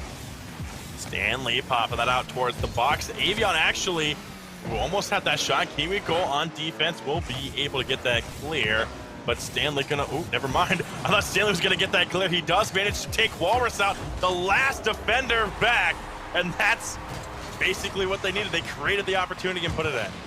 This is organic cherry picking at its finest. Stanley takes out the last man back and then hey, I'm open. Manages to redirect that ball long and in. Wonderful, wonderful play. Great communication as well. I'm glad that the cherry picking was organic, because I've heard GMOs are bad. Fear Classic jumps in front of that one, gets the save, and they're going to try and go back on offense here. Youngblood popping it high. Kiwiko off the side takes possession back for Fear Classic. Ooh, a little defensive mistake there is going to put a tie goal on the board. Oh, what a quick answer here. And this comes off of who else but Kiwiko managing to stick with that ball, disrupt just enough that it comes mid for Fear Classic. Equally opportune finish there. Quick answer is exactly what they need. They're not going away anytime soon, Broba. And And that's exactly what they need to try and get some of that momentum back. Again, Avion's kind of been continuing it. They got that first goal in a beautiful demo and passing play. Fear Classic, very classic of them, capitalized on just a little tiny mistake. It was a hard clear, so Fear Classic hit the person. Now that's confusing. Fear Classic the team, Fear Classic the person. There's so many Fear Classics on the field. I don't know what to do, Kendo. I mean, you can call them blue and orange. That's perfectly fine as well. I mean, there are times that it becomes a little bit tricky when the team is named after one of the players. I'm still not sure how that works. But I will say this, opportunity, what a save by Fear Classic. He will keep that one out, and they see the ball all the way down. It's back to the drawing board for Avion. Crossbar love was not in Avion's favor that time, and it gives Fear Classic, the team, the opportunity to get down into that offensive end and try and make some magic happen. Avion, though, will get a big clean here. Kimiko from the corner pops it around one, looking for the follow-up, trying to predict on the wall there. Fear Classic and Kimiko both gonna miss this, though, and now Walrus having a scramble around, dodge and demos. They take out two orange players. The shot might come out from Fear Classic, and it is, and that's gonna be 2-1. Called for that little bit of physicality, and we have been getting it in droves. You love to see it in Fear Classic with plenty of time, practically an open net to work with, all created with the man advantage. And what you can appreciate about that goal is that Walrus didn't just take the shot. What they faked out the last defender alive, causing them to jump for it, and gets that off the backboard out to Fear Classic. I saw that. I appreciate it. The last man was all the way in the net after that point. Just a beautiful execution of that play. Man, puts them in the lead here. This is, again, so good for them. They've got a little bit of that momentum advantage back. Now let's see if they can make it 3. And they almost managed to do so. Nice save by Youngblood. Now he's back in his own corner, looking for the clear here. Stanley gonna cross and pass over to Avion, who throws it down. Youngblood is in the offensive end. Walrus is gonna be above him, though. Stanley missing that as he's coming up. That would have been probably a nice redirect for Youngblood to try and get out of the corner, but it's not gonna happen as the last minute of gameplay is about to be gone. It was ambitious, and that's exactly what you need to be at this point in time, bro. But plus, there was additional support on the back line. Is a shot on. It is Youngblood with the equalizer. Deuces wild, 43 seconds. Where did he come from? He was at midfield when he jumped, sees Walrus doesn't have that, and he touches it down and in. He came from so far away to put that tying goal in and just taking that momentum advantage back from Fear Classic. 40 seconds on the clock now. Let's see if we can continue that snowball and if we'll have another Avion goal. The pass gonna come out, the shot gonna get saved by Walrus, but they're still dangerous down in the blue end. 30 seconds as Walrus able to get that back. Stanley a clear across field. Classic, Fear Classic himself trying to go and get that touch. There's potential for a little bit of overtime, but I think they're gonna continue to push here. Fear Classic pushes it away. I thought that was going to be dangerous as I saw Youngblood try to come in for that again. 7 seconds. Avion down to Stanley. It's going to be high, lofted ball in the box. Will fall. And Youngblood will let it drop. We go to overtime. 1 goal to rule them all, my friend. One of these teams is going to go away with just 1 loss and a very good chance to qualify. This is textbook scripted. Last game of the stream goes to game 3, overtime. Very, very close there on that shot from Fear Classic. Stanley coming out from inside the net to clear that one away, and they're still down in Avion's end. Walrus looking to try and read the clear. Stanley pops it on. Kimiko up high. We've been talking about Kimiko all match, but not going to be able to do anything so far in the offensive half. Of course, I say that, it gets popped out towards center, and Kimiko has it again. They're all down in the orange half of the field, but still not quite ready for a goal. Both teams have adjusted so well defensively for Avion. They have taken Kimiko completely out of it. They just have not been able to keep the ball in offensive, opportunistic spots. And Fear Classic, they've done a much better job of not being stationary in the defensive zone. They kept everything proactive, brought the battleground to the midfield. It's really done an amazing thing for them because they are just continually pushing this ball in the offensive zone. Evigo going for that challenge there, but Fear Classic going to have to be the one to pick it up. Walrus nice and high, dropping it towards that again. Stanley now going for the save. The patience of Avion on defense is commendable. They're not panicking. They're not double or triple committing. They know one person's got to go for this. We'll let the man in front go. Everybody else stays grounded, looks for the other man that's probably going to come in and take another shot just in case. And they're ready for that every single time. It's what's been keeping them alive in this overtime, because right now there's so much pressure coming out from Fear Classic. Himiko trying to throw that out towards center. Avion will manage to take it away again. They're back down into Fear Classic's end of the field. Walrus popping it around Youngblood. Stanley has the shot. That's a little double commit there, but Walrus still keeps possession, goes for that challenge, and stops Stanley from doing anything with that because of the fact that there was a double commit. Fear Classic was still back there going into rotation, but good to at least be there between the enemy and the goal. I'm not as worried about the overcommits that are coming from the offensive quarters. I'm worried about them in the midfield. Avion's going to see this one through off of this wall touch and take a look at this clear. Youngblood almost gets the redirect, forces the commit out of Fear Classic. Both defenders unable to get there in time. Avion will score and Avion will move on. Avion just played phenomenally, coming back from being down. That's the classic reverse sweep. The game 3 reverse sweep in a best of 3 is just beautiful. In overtime, Avion basically passing it to himself. I was really hoping Youngblood would actually get that redirect, but I think him missing kind of helped, facilitate that goal. He misses it, forcing one of the defensive players to commit, and Kiwiko I don't think was even back fast enough. I think they were just getting to that defensive line when Avion came in, leaving that whole half of the net open for Avion to score. That is just beautiful storyline. Mwah. Thank you, Avion and Fear Classic, for giving us Game 3 and the perfect Game 3. That's just the pièce de résistance to this stream. Beautiful.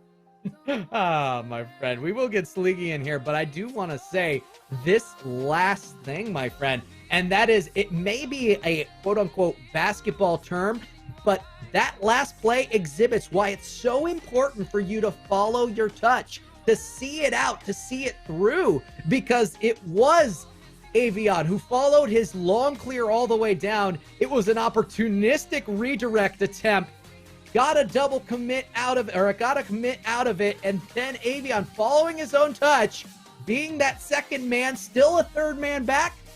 Good stuff. He's able to commit hard on that and beats 2 defenders. Good. Flaky, how did you enjoy watching that? I absolutely enjoyed watching that.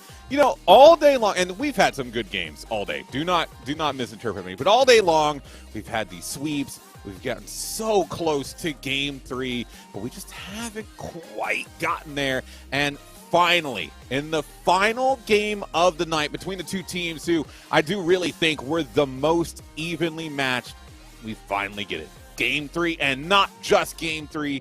Game 3 overtime. It was a thriller all the way to the end, and honestly, I really cannot think of a better way to cap off this night.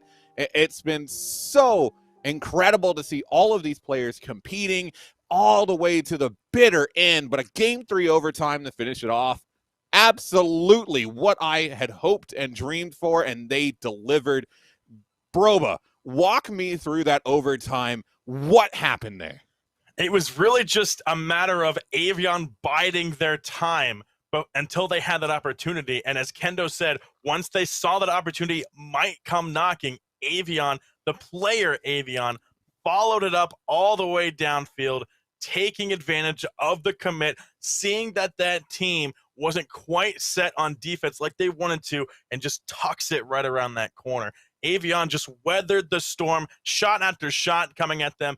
Very patient, no double committing. They let their front man go and challenge those balls as they were coming at the net, and that just allowed them to get into a really good position.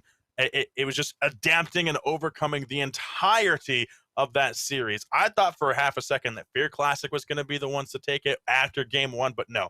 Avion showed what happens when you analyze your opponent and go and counter them. Beautiful. Yeah. Textbook. And Kendo, speaking of Fear Classic, it was an extremely good series from them as well. I would have loved to see a best of 5 or heck, even a best of 7 between these two teams. But, you walk me through from the eyes of Fear Classic what happened in games 2 and 3. They had that strong start, and then they faltered a little bit in 2, and then the overtime in 3. What do you think went wrong for them? In 2, they really lost the establishment of their control. In 3, they made the adjustments to keep the ball out of their defensive zone. There was very little hesitation coming from the blue side of the pitch. So I feel like both teams, they made amazing adjustments throughout this series, and it speaks well to both. The thing it came down to was one team just being a tiny bit more innovative with their second man forward, the redirect attempt, forcing a man to commit, and then getting that 1v1 in the box, the followed touch. It was so close between these two teams. You love to see that sort of action. I mean, final game, overtime? Yes, I'll take that every time.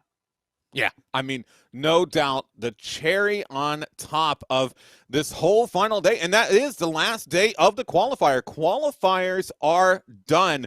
$250,000 in scholarship funds are on the line here for the Intel Inspires event, and the top 27 players from today will go into the main event to compete for that $250,000 in scholarship funds again. And, even though if you're watching right now, maybe you're not competing, you could still enter for your chance to win something courtesy of MSI, the official PC partner of Intel Inspires. We are running a Gleam giveaway for your chance to win a brand new GL65 gaming laptop. If you're watching us right now on Twitch, you can go down to the Twitch channel below the stream and get entered. A huge thank you to MSI for partnering with Intel Inspires. And now with the qualifiers behind us, we set our sights to the future for the main event to get essentially into the meat of the action. If this game 3 overtime has anything to show you, it is only a glimpse of all of the action to come.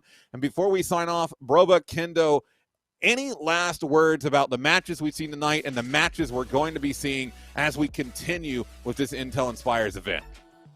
I would say I'm looking forward to seeing these guys, the people who are going on into the combine that they're going to be having with all of these players coming together. I think it's 27 players that they're pulling to come together for this final tournament. I think it's going to be interesting to see how they adapt and overcome into this next. So I want to wish all the teams good luck, and hopefully we'll be seeing some crazy matches like we saw tonight going forward. The fact that there's so much on the line for all these young people is an incredible thing. So thank you again to AVGL, to Intel, to MSI, making things really available for young people who may or may not normally have these opportunities. It's so encouraging to know that a young person who is both academically sound but also getting themselves involved into the game culture of, say, Rocket League or League of Legends or any other sponsored event here by AVGL is supported so much by companies, corporations, and groups of adults who are trying to push forward our next generation of humanity. I love it, my friend, and it's a pleasure to be here. Hopefully we get to see a little bit more. Yeah, hopefully a lot of more Rocket League on the line. And like you said, that $250,000 in scholarship prizing can absolutely change lives. One final shout out to our sponsors in MSI, AVGL, and CDWG, and of course, Intel for making this possible. My name has been Saligi. With me to close things out have been Broba and Kendo. Earlier in the day, we saw Seb and Squid to B-Dog, or I should say Gummer, on the production. Everyone involved in making this happen. We are so glad to have you have watched, and we're going to be looking forward to having you watch more in the future. That has been it for tonight. We'll see you on the next one right here on AVGL with Intel Inspires. Have a good one.